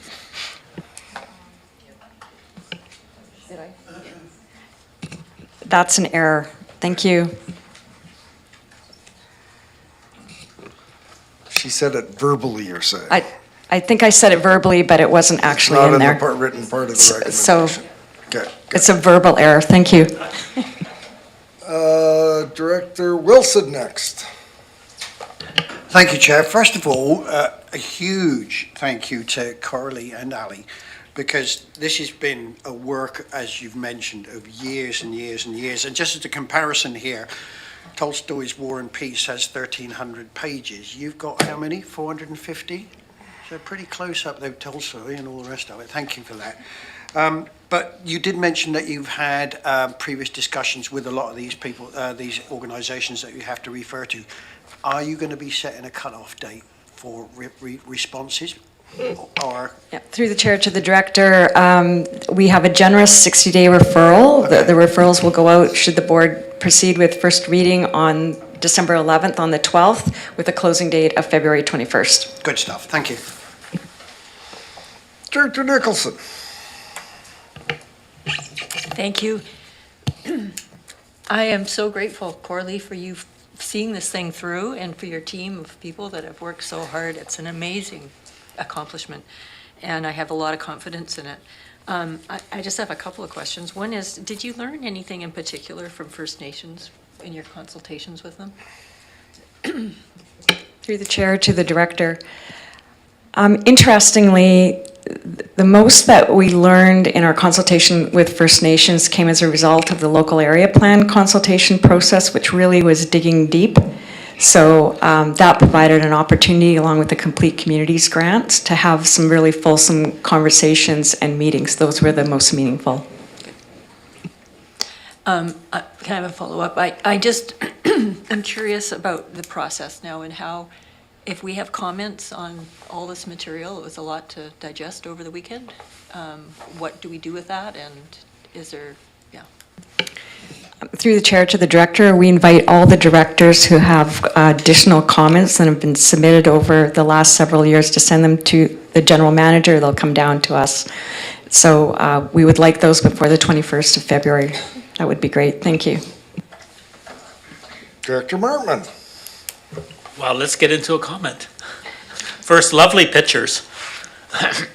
You know what I'm referring to. One of the pictures there is a group of women, actually wouldn't know it, women silhouettes in the water, cold dipping in Mill Bay. So lovely. The question I have is actually drilling down into agricultural.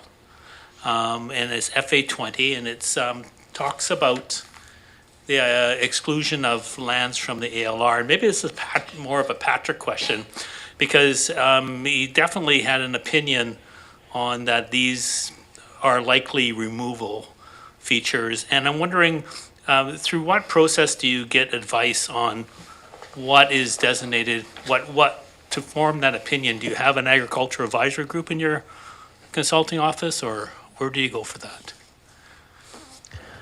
So, through the director to Director Martman, in this process, we did include an agricultural consultant at one point to advise on some of the policies.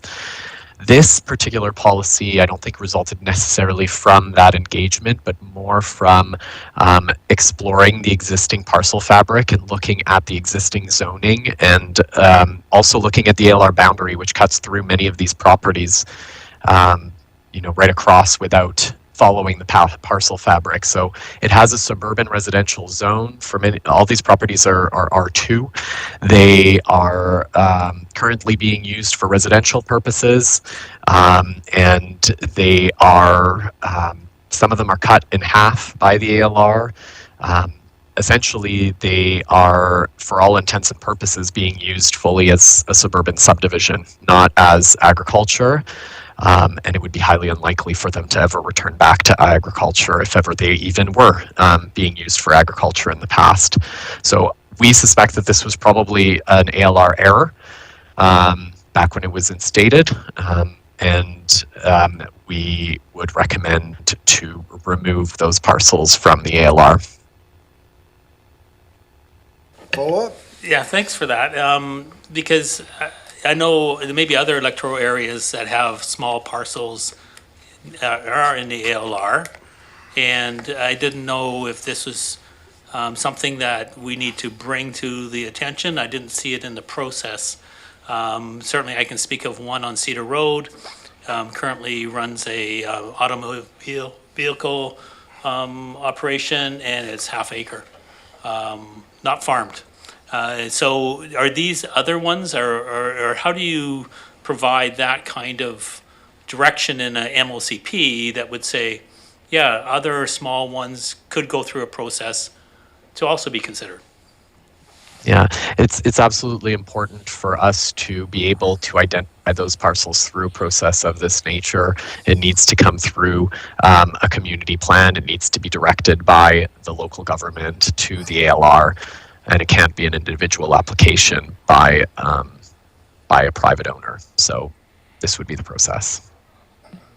Thanks, Patrick. And just to add on to the director through the chair, at this point in time, our understanding is that OCPs do need to identify potential exclusions. So along with any other comments that the directors would like to send to us through the general manager, please send that along and we'll look at it. And note that the OCP is not authorizing the exclusion. It's just stating as a policy that it could be considered. And of course, the ALC would make the ultimate decision. I'll also maybe just note real quickly that the ones we've identified under FA20, it's quite significant the amount of parcels that are zoned under this R2 zone and are within the LR here. So it's not just one single parcel, it's quite a collection of parcels that have all seem to have kind of very similar characteristics, are all adjacent mostly to one another, close to the shores of the lake. So it's a fairly unique circumstance, I would argue, within the region. Director Acton. Thank you. Couple questions. Just trying to understand how solidified everything is, because I tried looking at some of the maps, but on Plan Your Cowichan, it's just not showing up in their entirety. And I guess so there are some changes that the community would like to see, and how do when will those be able to be addressed? Ms. Breen, did you hear the question? To the director through the chair, I would also suggest, along with the comments, identify those parcels and to the general manager. But with respect to viewing the parcels on Plan Your Cowichan, I'm going to ask Chris or Rob to come and speak to that right now. Thank you.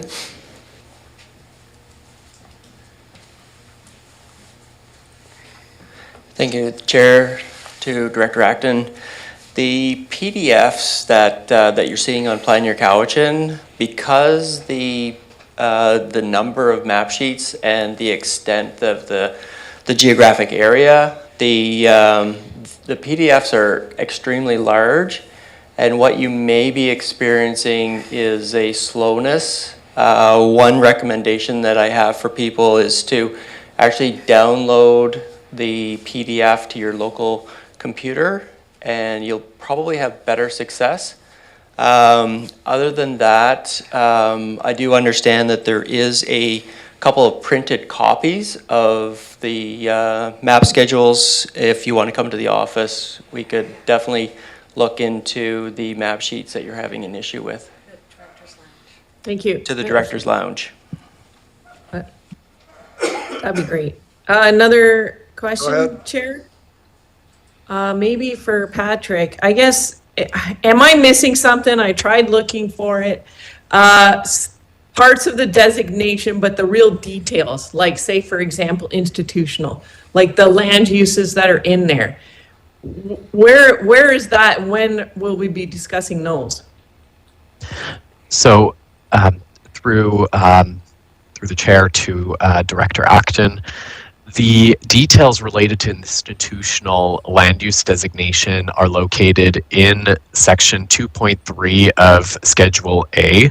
So there's a section called 2.3 land use designations, and if you scroll through that section, you'll find the institutional designation. It will have a purpose description. It will include the building types that are recommended, and it also includes potential density thresholds in certain cases for certain designations. So for instance, institutional describes protecting and facilitating the development of buildings with institutional uses that support a complete community. This includes schools, recreation centers, fire halls, places of worship, libraries, social enterprises, so on.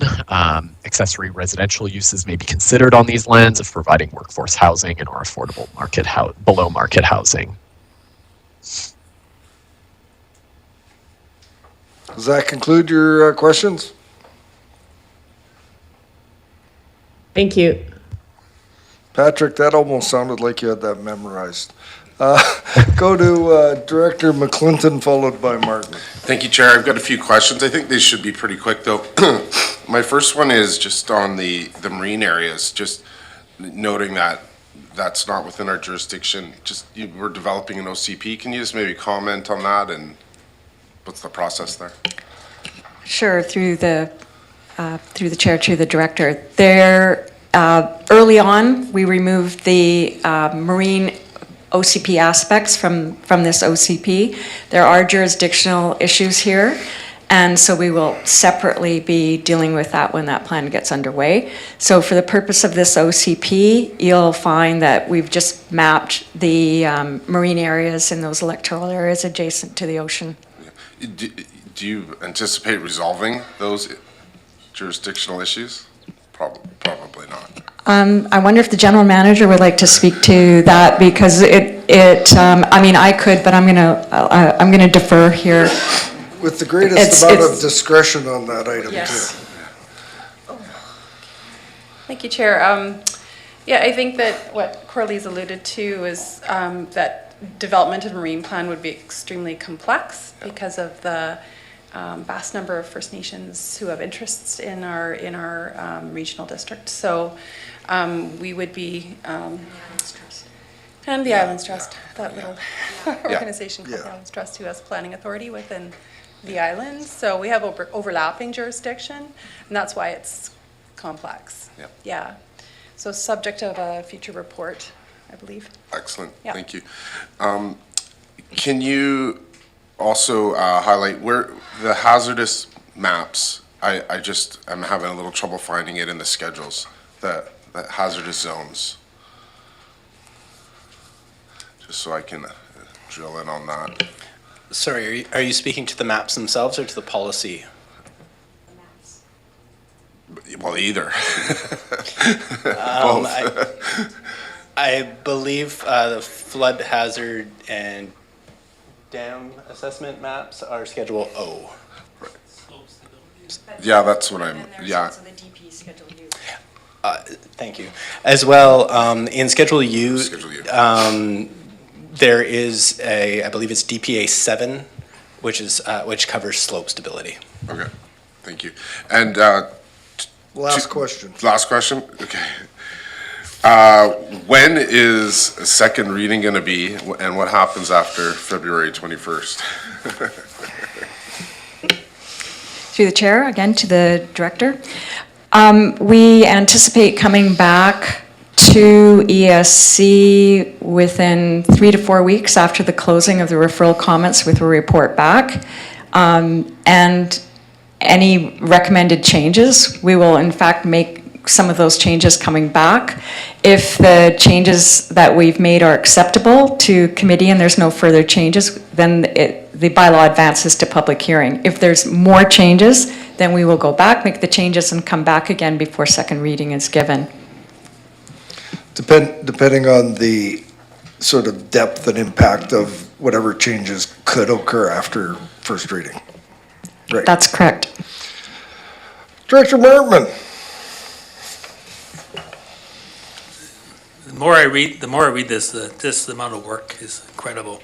So thank you. So FA 13.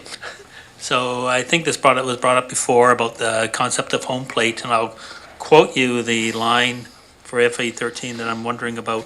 Following the home plate guidelines as per the Ministry of Agriculture, Forestry, and Fisheries, guide for bylaw development in farming areas. And when I read through that, I thought it was fairly specific around home plates.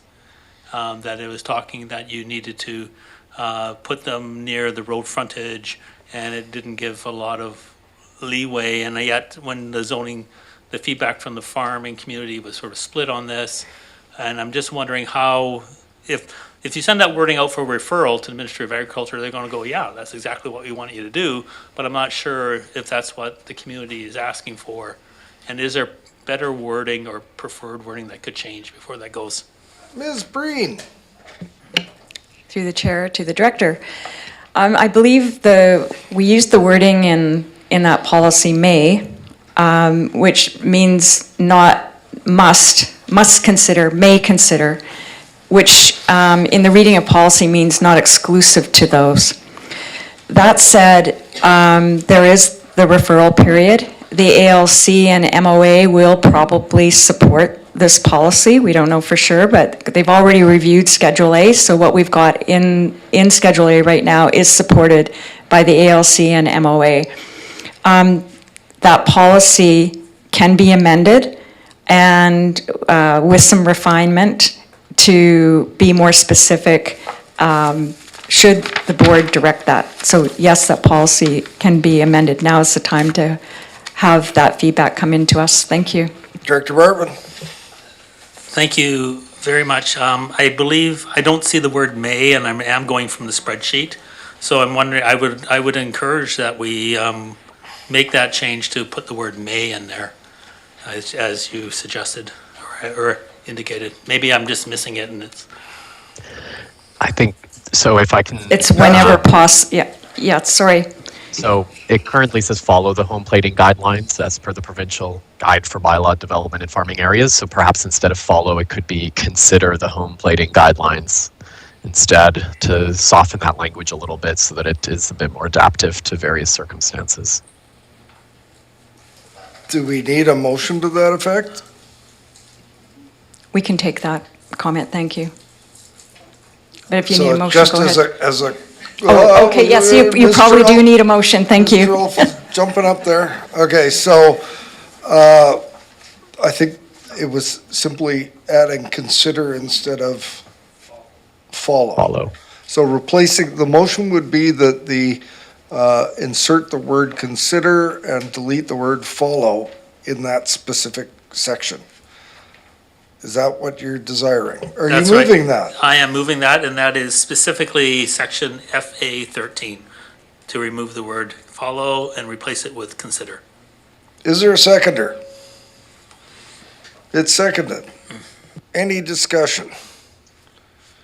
Seeing none? All those in favor? Any opposed? Done.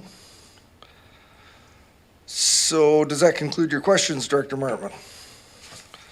Thank you, Chair. So I'm going to jump right in here and say that there is a resolution that's been published in advance.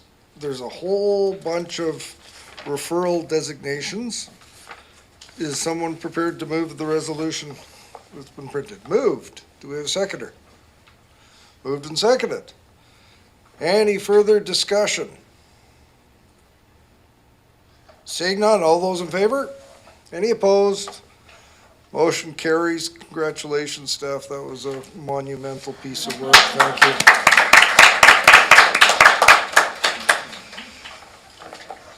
So while they're all collecting their collective breath, it is 4 o'clock. I was just reviewing what we've got left and what we've got left from our previous meeting. I think we are in a position to move forward relatively quickly.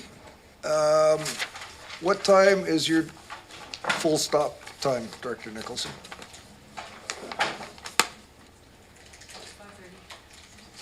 Okay, everybody hear that? We're gonna be done by 5:30, right? We could have a 5-minute break.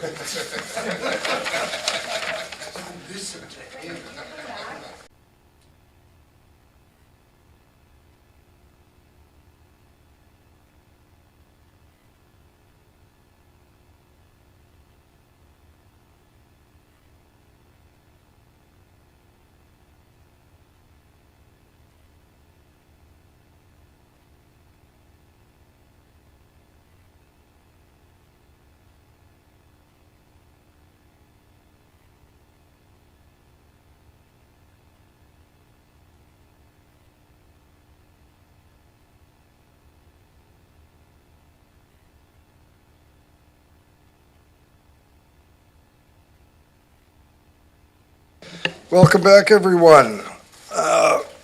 We're not supervised again, but I think we can maybe risk this one. That's all right. R4. Here he comes. There he is.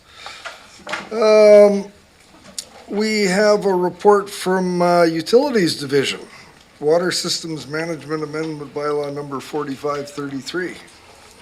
Take it on over there, Mr. Robbins. There is a recommendation, the recommendation is that that it be recommended to the board that bylaw number 4533, Water Systems Regulatory and Management Amendment Bylaw 2024 be considered for 3 readings and adoption. We don't have staff in the room for this one, but it has been published. We've all read it, every detail. Somebody want to move this recommendation? Moved. Do we have a seconder? Moved and seconded. Any discussion on this particular item? Seeing none. All those in favor? Any opposed? None opposed. Motion carries. R5, Mr. Robbins. A report from the Recycling and Waste Management Division. A recommendation that it be recommended to the board on December 11, 2024, that CVRD bylaw number 4619, garbage and/or recyclable materials collection amendment bylaw 2025 with curbside utility fees of $345 per household be given 3 readings and adoption. Mr. Mooney, you better get up there and entertain us for a minute until Ms. Sarity joins us. Or are you taking the whole thing? Oh, there we go. Yeah. Perfect timing. Perfect. Well, yes.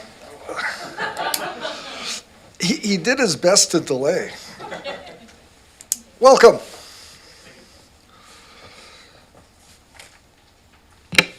All right. So I have submitted a report to recommend establishing a utility fee for 2025. First, I wanted to address the nature of the corrections. Apologies for the sloppy work. The first correction is to do with the date of the proposed bylaw. It ought to be 2024 rather than 2025. This error will be duly corrected. And as to the nature of the previous corrections, there were a couple of typos and we removed a tote size that wasn't relevant. So in case you were curious, those are those. So like I said, the report proposes utility fees for consideration to fund curbside collection in 2025. The fees will increase substantially over 2024 to reflect the expanded scope of the 3-stream service launching in June 2025. The 2 proposed fees differ in the amount of money that is allocated to reserves. Option 1 of 345 will meet the minimum operating reserves requirement in 3 years and will generate $1.9 million over 6 years to fund replacements of our collection fleet, whereas option 2 of 371 maximizes reserve contributions, meeting operating reserve requirements in 2 years, and fully funding the replacement of our collection fleet at the end of their service lives in 6 years, negating the need for borrowing. The report also details the flat fee model that will be implemented for 2025. However, for brevity, the report sort of only nodded to the complexities that necessitate using a flat fee and how costs are distributed from current garbage customers and future garbage customers. So without spoiling anything, that basically summarizes the report with the recommendation to opt for the fee of $345 for 2025. So just for clarity, for everyone's clarity, we have a recommended resolution of the 345. Correct. You've presented us with two options. Option one is the 345? Correct. Okay.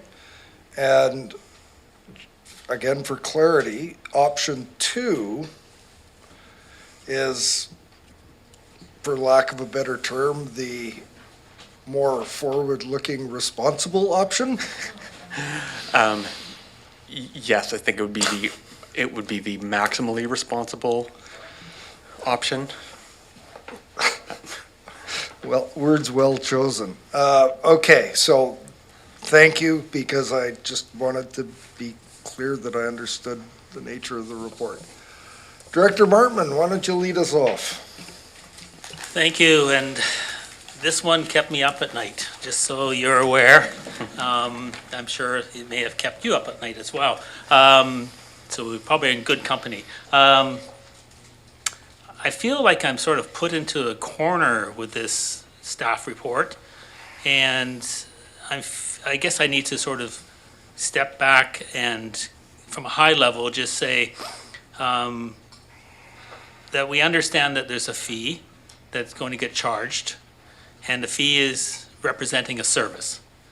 And ever since I've sat at this board, I've been sort of drummed into me, you pay for a service, you get that service. And June is when the service is being delivered, not January 1, and not this month. It's June of next year. That's when the service is, and that's expectedly, I would think my community would say, that's when the service should be paid for. So that being said, maybe I've got this all wrong, but I think you're saying for Area H and all other customers that January 1 is when you're going to get billed based on the flat fee service. And if you have to wait 6 months to have your garbage collected, then you will wait 6 months and you will still pay the $345. Yet, so first of all, that's the first question. I have another follow-up. Have I got it right so far? Through the chair. So essentially, it is a complex thing, and I don't want to take up too much of your time. So the difference between this sort of current year coming up with the service rollout is that it's different than anything we've ever really seen. So the few factors for why the fee is the way it is there are one-time fees associated with the curbside rollout. So we have to hire a distribution team to distribute all of our carts.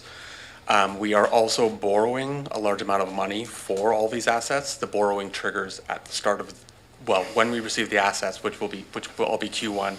So we're immediately paying for that as well. We're also hiring 4 new drivers and other staff, and we have to train them prior to the rollout. So we're incurring costs sort of day one. So I can explain to you why the fee is going to be the same for everybody, and I'll give you the math for that. I don't want to get too far down into the weeds on it, but because is other areas having their garbage collected and paying more than the $345 then for the first 6 months? Through the chair. So everybody's going to sort of like base rate. If they have one set of carts, they will be paying the same. And so I think you were present at the October 2nd meeting where we talked about the bear carts and how we were going to have to sort of shift costs onto current garbage customers. So when the year of the rollout happens, I'll explain sort of like the cost breakdown. So we're breaking down the cost to provide that service. We take the staff time, truck maintenance and fuel costs, and we calculate lifts. So we do a number of lifts. So basically, for garbage to be collected up here, we do a number of lifts. It works out to be about $240,000. And the cost to provide the extra garbage carts, just to have them delivered to us and then delivered to the residents who are not currently receiving them is pretty close to that. So if we distribute all of that, that the 5 months worth of garbage collection received from DEF, GNI, over all of our 14,200 residents, it works out to be about $16 per household. For the cost of the carts, just to have them delivered, works out to about $12 per household, so it leaves a deficit of $4. But then there's the actual cost of the carts themselves, which is being distributed onto current garbage customers. And in that way, the areas that are going to be receiving garbage carts, were they responsible for paying all of it, they would have been paying an excess of over $20 more. In this way, the area D, E, F, and I, G, pay just a fraction of, so they pay $12 to a $10 benefit to the south end. So it's actually, if we were to bill everybody for what they receive for the cost of the actual carts, ergo service, it's not pleasant to say, but the new garbage customers are still getting a $10 deal on top for that fee. So it's still, like, that's sort of the way it pans out, because most of the operations that happen from June on. So we have 980,000 lifts that happen after June. Prior to that, we have like 210,000.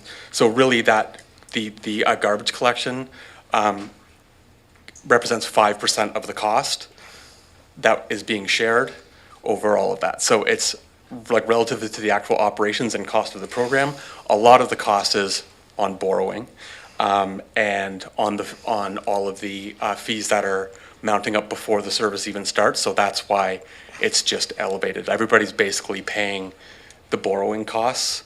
And the way that the fee is broken down, it's like we pay for a cart and we assemble it a cart. So if people have 2 sets of carts, they pay basically twice the service. So essentially, each cart that goes out there is loaded with some amount of borrowing attached to it. And so that's why the fees look kind of wonky, because you're like, I'm not getting that 5 months of garbage, whereas they are. But that's actually 5% of the total cost of the year. It's a very small amount. So I don't know if that explains it correctly. It's very complex. So. Yeah, let me just sort of interject for a second, because that's why I sort of sought the clarity at the beginning with my question, and I think I hope this example applies, but when the Cowichan Lake Sports Arena did its major renovation, it basically was out of service for just about everyone except for the hockey players. And we had a referendum-approved amount for borrowing, and we borrowed immediately in the first year, even though we taxed to pay for the borrowing immediately, even though the borrowing didn't happen until that year and the next year. So we weren't able to use the service, but everybody was paying for it before the project was completed. And this is sort of a similar, I don't know whether it's completely analogous, but we're gonna all start paying for it as of January 1st. And some will have access to collection, which is what I thought was the equivalent to the hockey players could still use the arena, but nobody else could use any of the other facilities. So yes, everybody's paying January 1st, but it's going to be a staggered rollout as to who gets service and when. So we could go real deep into this one. I don't know that we're going to come out any different than what the recommendation is with staff. I don't know if that helps. I'll go to you next, or back to you, Director Martman. Thanks, and I don't mind, coming back to me on a second round, but I will just point out that from all the electoral areas, Area H does not have garbage collection, period. And so, in the last year or a couple years that this has been unfolding, the whole concept has been, will everybody go together and we will roll this out? But what I'm hearing, and great, we're getting there, I'm looking forward to it. But what I'm hearing here is that no one's going to stop getting their garbage collected January 1st. Everybody's still going to have their garbage collected. But Area H, you can wait to June. But everybody still pays the same amount. Mhm. And I'm going like, that's not right. I can't go to my electoral area and say, sorry, the hockey players, which is everybody else in the room, have access to getting a service, but we don't for 6 months. And so I think that's strictly unfair. And so consequently, that's why I think we've got to come up with something that represents a fair distribution of this. Because nobody else is going to have this happen to them. So, while they, yeah. Sorry, apologies. Could you repeat the very end of that, please? So I think I look at this, if I was, I am a person of Area H, and I know that what it is that garbage, essentially, garbage will still get picked up in all electoral areas except for Area H. That's going to continue on regardless. Everybody's going to pay the $3.45 at the beginning of the year, but the only one in the electoral areas is going to be Area H, going like, as a collective area, saying, we have no garbage collection for 5-6 months. We're the only group out of it. We're not the only area collectively? You don't have D, E, F, G, H? B. B doesn't. Sorry? B doesn't. You're not B. I live in B. Oh, you're, okay, I but, don't have garbage collection. sorry, every area has had, to some degree, ability, some support to have area garbage collection continue. I will leave it there. Thank you. I had Director, hang on, who did I have here? I'll go Wilson, Segal, and McClinton. Yeah, I can, I understand Ben's problem here, because I get the same, not on the scale that he does, but from people who say, but, we don't use a garbage service in our area. I take all my stuff and yet I'm still going to be forced to pay $345 per year for a service that I don't want, I don't need. There is no opt-out on that, the same as there isn't for you either, unfortunately. That's just a comment, but I'm trying to understand the fee options 1 and 2 here. And if my calculations are correct, in option 1, if you add it all up, cost per household to eliminate the shortfall is a total of $592 over 5 years. If you add up those figures in the last column there on the capital reserves. And then it says at 371, fee option 2 would maximum. So does that mean that we would add $26 per year to the numbers given in the table above? So instead of 345, we paid 371. But does that mean now that the $592 in total that's listed there now goes up to 600? I don't understand what the extra is doing here. It's paying down debt quickly, but what's it going to cost extra? Is it just $26 per year extra, which is going to pay this down? Yeah, through the chair. So yes, fee option 1, the 345 essentially pays for all of our first year needs, and it adds $441,000 to be split between reserves. The second fee option adds that extra $26 per household into reserves, which takes us to $813,000 a year into reserves to split between operating and capital reserves. So that's the only two. Okay, so in 2025, on that table above there, where it says cost per household to eliminate the shortfall, Yes. $31.88, you would add $26 to that? So if I can, that column is mostly for illustration, showing that were we to get up to our required amount, so that we weren't, so we would not have to incur any borrowing. It's sort of related to the shortfall from what is ideal. So if in 2030 we wanted to build our capital reserves up to that tip top, we would be adding $150 that year to the cost of that service. It's sort of purely hypothetical, just showing like how far we fall behind if we don't put money in during that year. It's still not very clear, but thank you. Director Segal. Thanks. I'm wondering just if we can get clarity on the billing date, because I know there's a lot of talk about January 1st, but from my recycle bill, I feel like it's June. So will our actual bill for those in areas like mine that's just getting this new service, will the bill coincide with the start of the service? Through the chair, so the billing date will remain the same as it has been.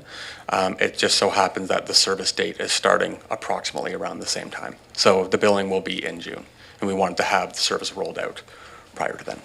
Ms. Sarity. Yeah, we're sensitive to this issue too. Our goal is to have the service in place before the bills come out.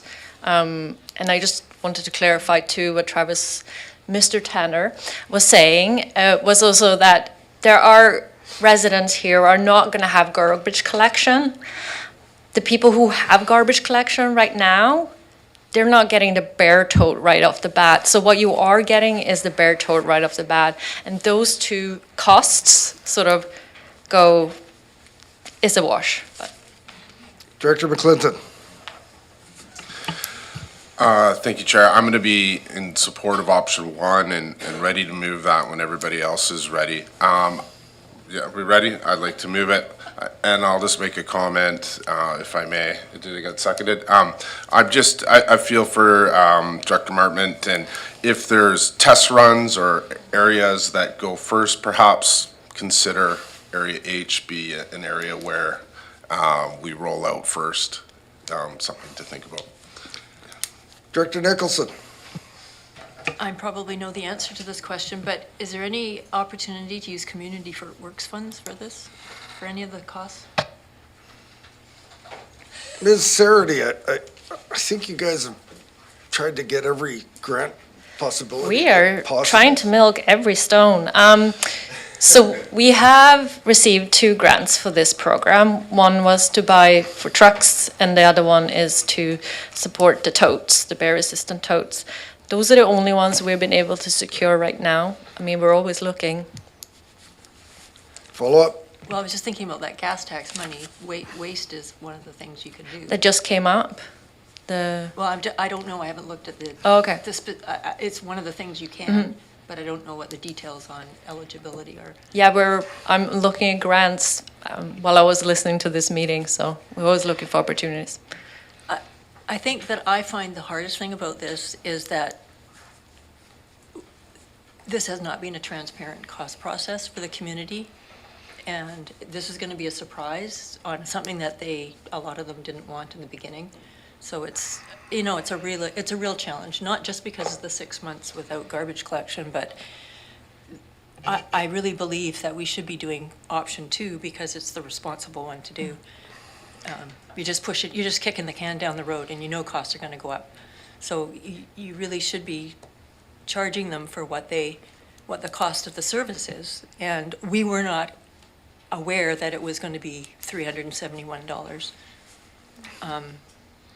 in previous information. So I find that really unfortunate. I'll go to Director Abbott, then Martman, and I don't think Director Martman was seconding your resolution, Director McClinton, so we'll go to you right after we've concluded with Director Martman. Director Abbott. Thank you, Chair. If Mr. Travis can help me, Tanner could help me with my memory. If residents have a perfectly good tote, do they have to be replaced? Especially if they have a large recycle and a large garbage, are they going to be subject to these new fees? Through the chair, so there will be, for those with larger garbage carts, so the 2025 flat fee, one of the reasons why we're why it's sort of necessary, A, to keep everything at a level that we sort of had consulted on. B was because our system is unlike any other system that I know about. It's like we have people with a bunch of recycling carts and a bunch of garbage carts. There was really no limit prior to. We have sort of these aging technological systems. And it's really hard to find out, what exactly people have on the ground. So the flat fee is to give people a break from getting bludgeoned with, be like, here is the high rate that you're now paying for that 360, especially because organics carts weren't delivered with it, so they weren't given the opportunity to remove waste from it. So for those size of carts, we want to just introduce that flat fee with the caveat that in 2026, they will pay those with higher garbage, or with larger garbage carts and with larger organics carts will pay a fee that is proportional to the cost for the cart and to dispose of the extra waste in that. So it's not huge, but it's not minimal either. So we will not be repoing anybody's carts. We had mentioned in the Bear Cart meeting that there is an intent to replace the current garbage carts, which are they've now passed their warranty and will start aging out at some point. We're going to be replacing carts preferentially in high human bear conflict areas with bear totes. And so at that time, we will be dealing with that sort of logistical problem then, but we are not going to be repoing anybody's carts. So you're welcome. Director Martman to close. Thank you, Chair, and thanks for holding off on the seconding. So in your report, you talk about that although implementing a flat fee for the first year of service distributes costs to households that will not receive the full benefits of these costs until later, how many households are we talking about? To the Chair, so the estimated number of households that currently do not receive garbage is about 8,200. So, and how many are there in total households? About 14,200 estimated. So I'm just pointing out there's a little over half the households are not going to be receiving any garbage collection until June, yet they're going to be paying as of January 1. Other half, or 6,000, or a little over, or less than half, are going to get it and get the full complement of their dollars. This is not about opting out for an individual. This is about 8,000 households that are going to be looking at the CVRD going, we just got billed for a whole year for 6 months service. That's, you think about our credibility as an organization. Like if what we're talking about is in some ways, in my mind, we're discounting money because we need to pay it earlier to cover bills. If the true cost of delivering the service on June 1st is $350 rather than the $345 because you're paying it early in January 1st, then let's be honest with the people out there and say, this is $350 when you start receiving this service, and let's go that route rather than having 8,000 people, households, look at us and saying, we're paying the full bit for only half a year's service. Like, it just does not wrap with me. I'm not for this at all. I think it needs to reflect what we're actually charging people for the service when they start receiving it, not 6 months before. Thank you. Turn to Director McClinton. Oh, hang on. Oh, sorry, Director Acton, go ahead. Final comments. Yeah, I'd like to, I'm glad that Director Martman caught this because I didn't actually catch this. And I have to support the director in this case, and I would hope that if he were me, that all of you would support me. This needs to go, there's no way that I don't care if it's even 10 residents, it's so blatantly not fair that we can't support it.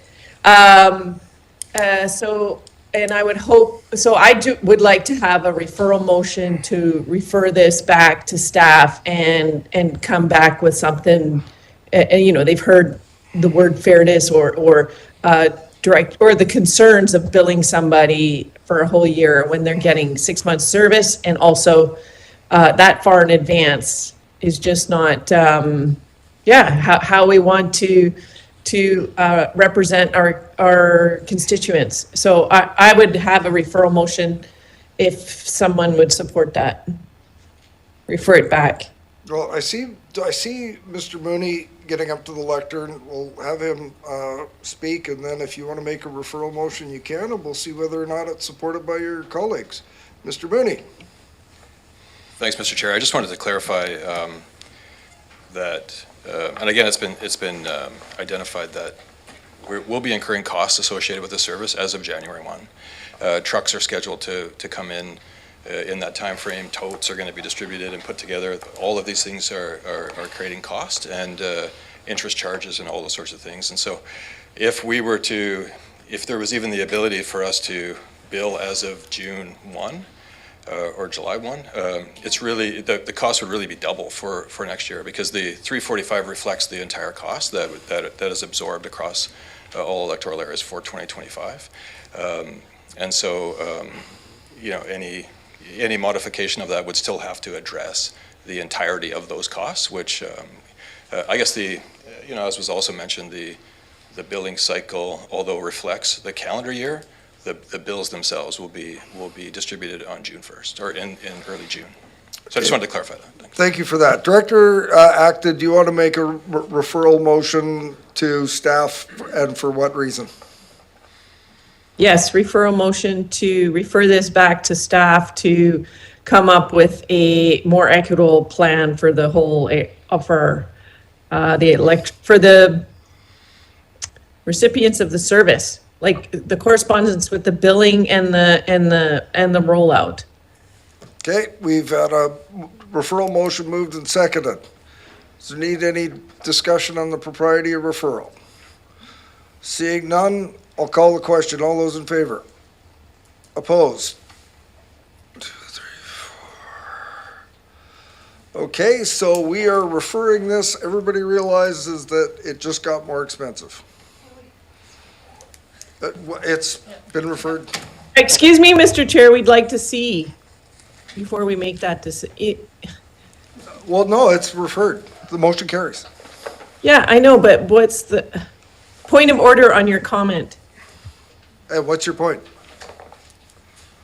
Why do you have to announce that it's suddenly more expensive for everyone? Well, I think that's. So it's equal. It's just been laid out that the delays are going to cause the implementation to be delayed and will just be further costs. So with that, I will go to our next item unless, next item. Perhaps we could ask when we might hear back from staff on this. So the fees were intended to be in place for January 1st, so we could recover the full cost that's needed for this service. I know we have a board meeting on December the 11th. That could be an opportunity as an option. Not on this item. Director McClinton? The referral motion is passed. No, just a recommendation for staff to just connect with the directors who feel like this is inadequate, and coming up with a solution that fits sort of the needs of their community. Okay. Next item. Chair, we're going to move to R6, Report from Inspections and Enforcement Division with regards to CVRD bylaw number 4582, Dog Regulation and Impounding Amendment bylaw 2024. Mr. McDonald. I'll be quick. Sure, in time.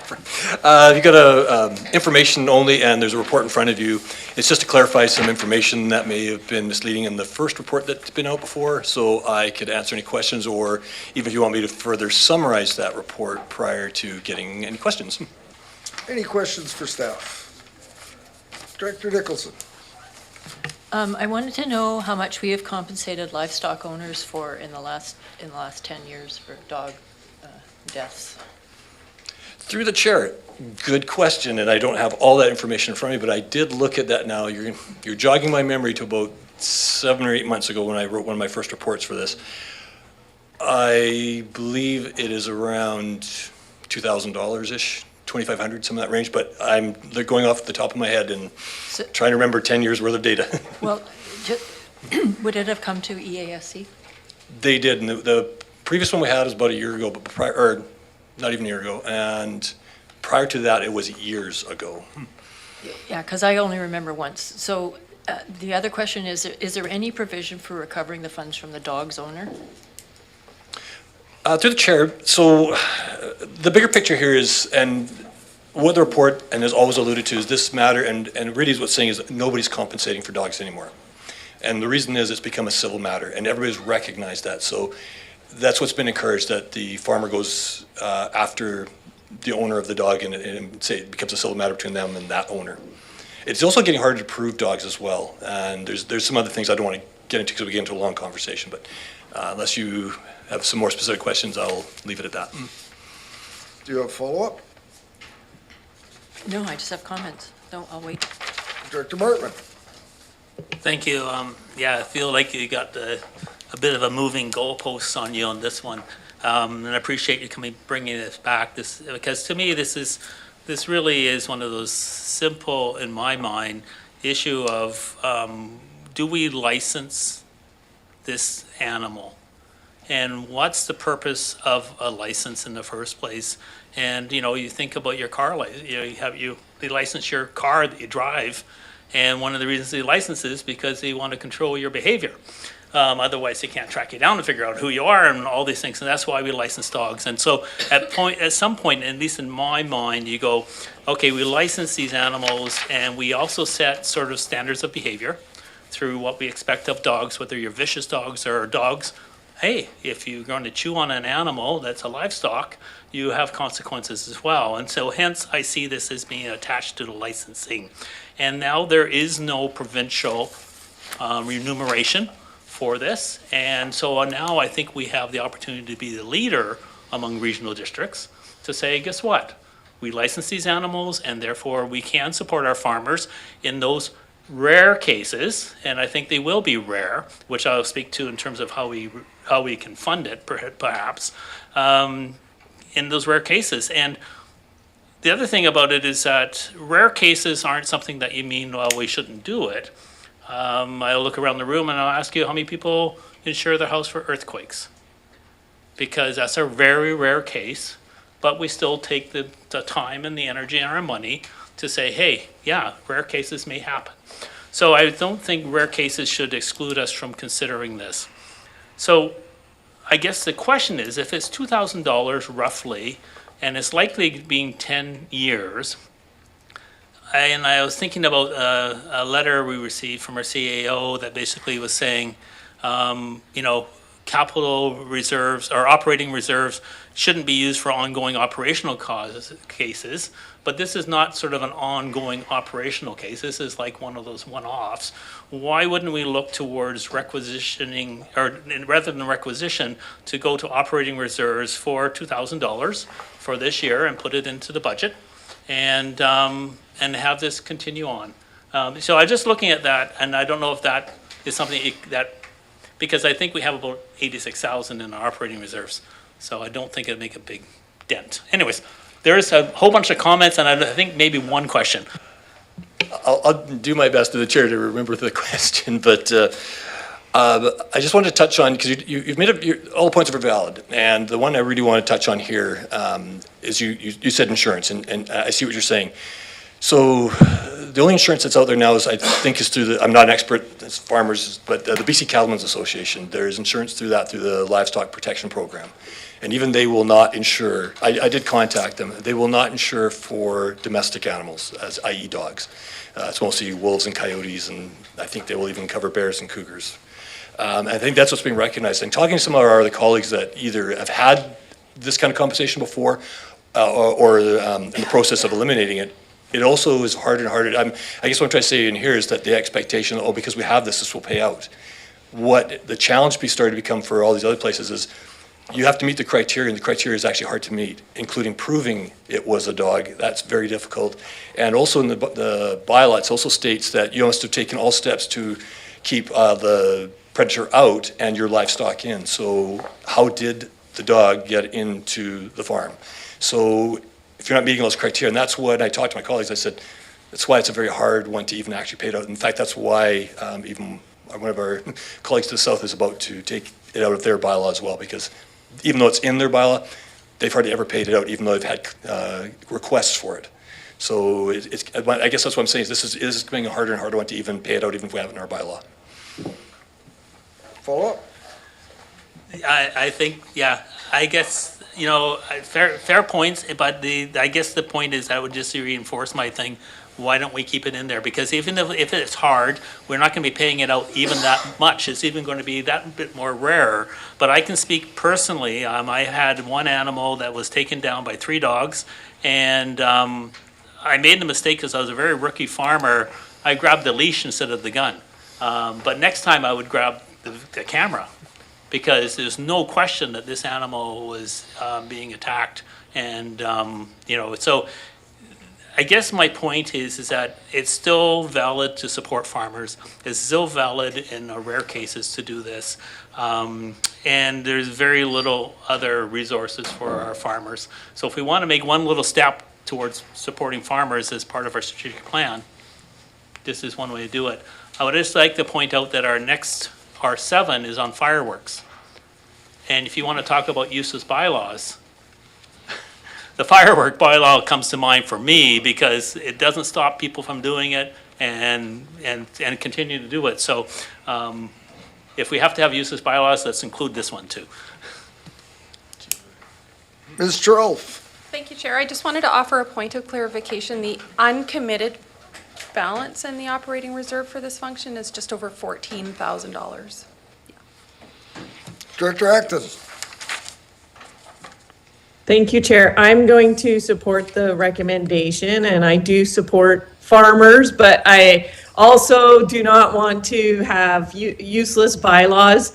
And it was stated that it's clearly a civil matter. And, you know, then I feel like we're in the business that we don't belong in when we're offering this bylaw.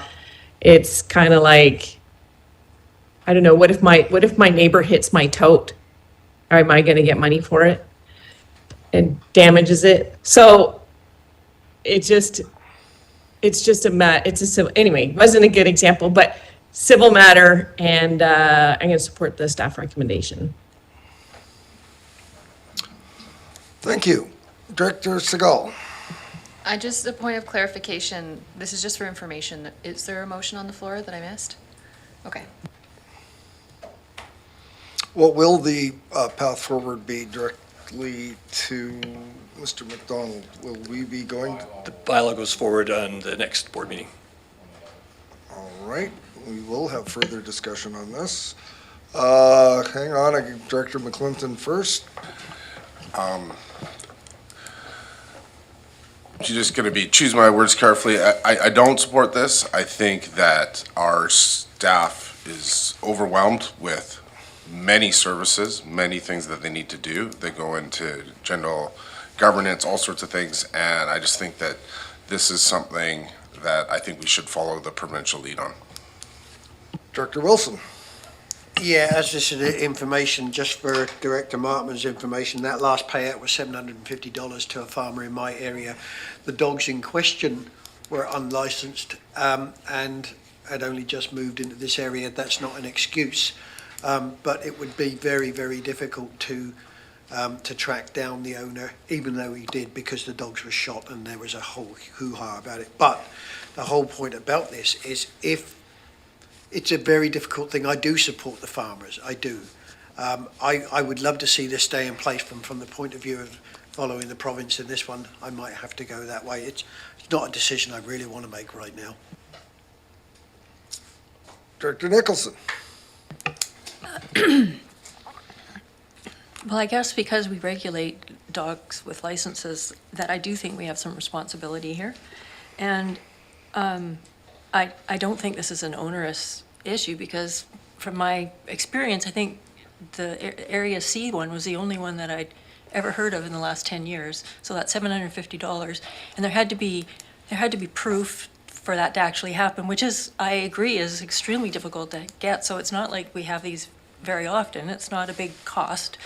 And I think it's a good thing to do and shows we're being responsible for our dog licensing. Otherwise, why do we license dogs, really? All right. I think that concludes remarks. I will go to the next item, Mr. Robbins. It's a report from Inspections and Enforcement with regards to amendment bylaw number 46118 and amendment bylaw number 4617. Mr. Harris. Speaking of fireworks bylaws, the purpose of the report is to consider proposed amendments to bylaw 4514, which is the fireworks bylaw, and contingent on that 4544, the bylaw offense notice. Essentially what the amendment to the fireworks bylaw is seeking to do is provide some clear language regarding discharging within 500 meters and some minor administrative changes within the bylaw. And then the second amendment to the bylaw offense notice bylaw just facilitates that in a fine thing. Director Martman. Someone else can go first if they like. You put your hand up first. So how many of these offenses have we prosecuted or done in the last even a couple years? I can tell you it goes with the season when fireworks are going on. So I'll just give you an example to Director Martman. So we just had Halloween. CBRD received 4 complaints. 3 were specific to addresses. 2 of those properties that were identified were issued fines. The third one, we couldn't prove a case. And the 4th complaint was just associated with a general comment about fireworks and what we should be doing about it. So. Do you have an additional Yeah, follow-up? thank you. And so a couple per year or a couple per season sort of thing, I'm guessing? Yeah, It's not huge, but it's a few. Yeah, typically 2 to 4 per event. So Halloween will generate a few complaints. New Year's Eve typically will.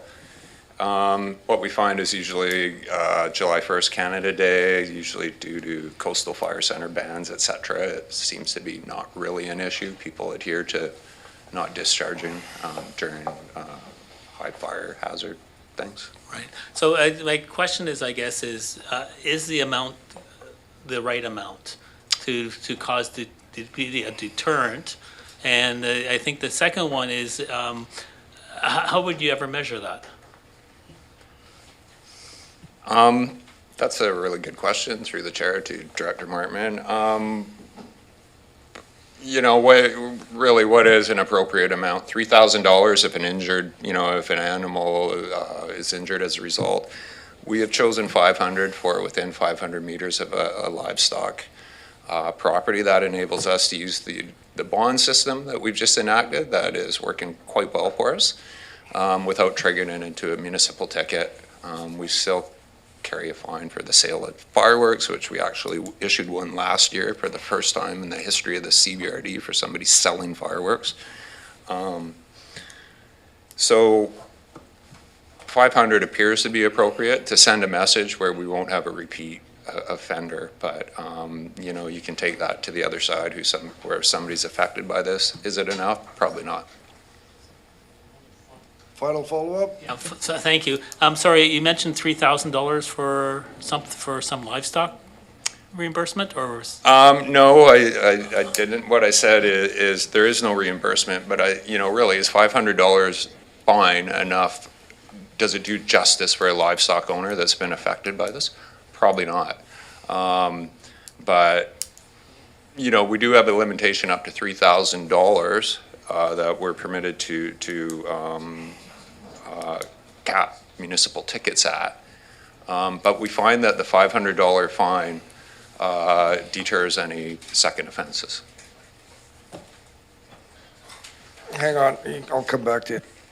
I just feel the need to remark in that it seems like every year we're having a tweak to the fireworks sale and discharge regulation, and the world has really changed dramatically just in the time that I've been here, and that it used to be the concern about people getting injured from the improper discharge of fireworks, and today it's so dramatically different, and we've had surveys and comments around whether or not any of it should be allowed at all.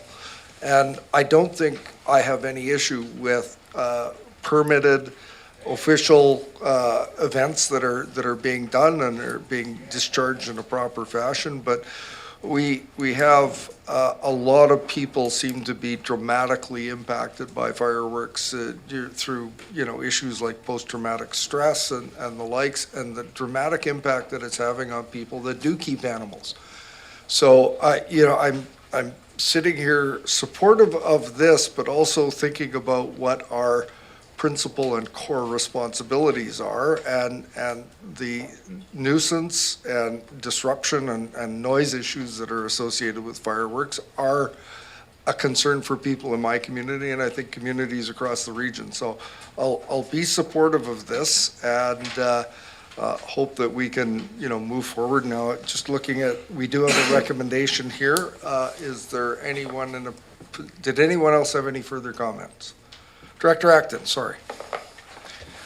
Thank you. Thank you for those, because I would love to see like a complete ban, except for in the case where you said it's like an organized event, say put on by even the CVRD at the community center. Something like that, because we're rural areas and we're trying to allow something that probably shouldn't be happening. But I'm glad to hear that bylaw is able to write tickets and everything. But I guess my question is, I think we did this, or maybe I'm just imagining it. Should there be like a criteria of who gets a permit? Like Director Morrison mentioned, like maybe permits only go to, bigger events that have more than like 30 people, or some kind of skill level on or safety, whatever. But have we set out some kind of criteria on like who gets a permit, or is it just automatically given to you because you asked for one? I think it's a little beyond the scope, but go ahead, Mr. Harris. I was just going to say, through the chair to Director Acton, there is a filtering process to obtain a permit where we do a number of checks, but I'll tell you straight up, I think we all recognize the problem is the ease and the availability to purchase these fireworks. So you could prohibit them in the CVRD for discharging fireworks, but is that going to solve the problem? Well, it's still available for sale everywhere, and there's still a large number of people, it appears to us, that do discharge these fireworks. So we can prohibit them, but the sale is really where people have free access to this, and they discharge them. Director Acton? Yeah, I get it, but I also think if it was prohibited, most people do not want to break the rules, and that would significantly bring it down, in my opinion. Thank you for that. Director Nicholson? If it's okay with you, I'd like to move the recommendation. Please. Moved and seconded. Any further discussion? Seeing none, all those in favor? Any opposed? Motion carries. Where does that take us, Mr. Robbins? NB1, report from Utilities Division with regards to inclusion into Mill Springs Sewer System Service Area. There is a recommendation to include a single property into the sewer services area. Director for the area has moved the recommendation. Is there a seconder? We have it seconded. Any discussion? Seeing none, all those in favor? Any opposed? Motion carries. Moves you to question period. Do we have anyone in the gallery that would like to pose a question to the chair after this really long day? Thanks, Jim. Mr. Robbins? Motion to adjourn. Moved and seconded, all in favor? Any opposed? Could we stay in this for the Yes, purposes please, those that are of- so joining don't go anywhere, Director virtually, Acton. stay on this WebEx, and then we will reconvene your special meeting from earlier today. Do we need 5 minutes? Okay, 5 minutes.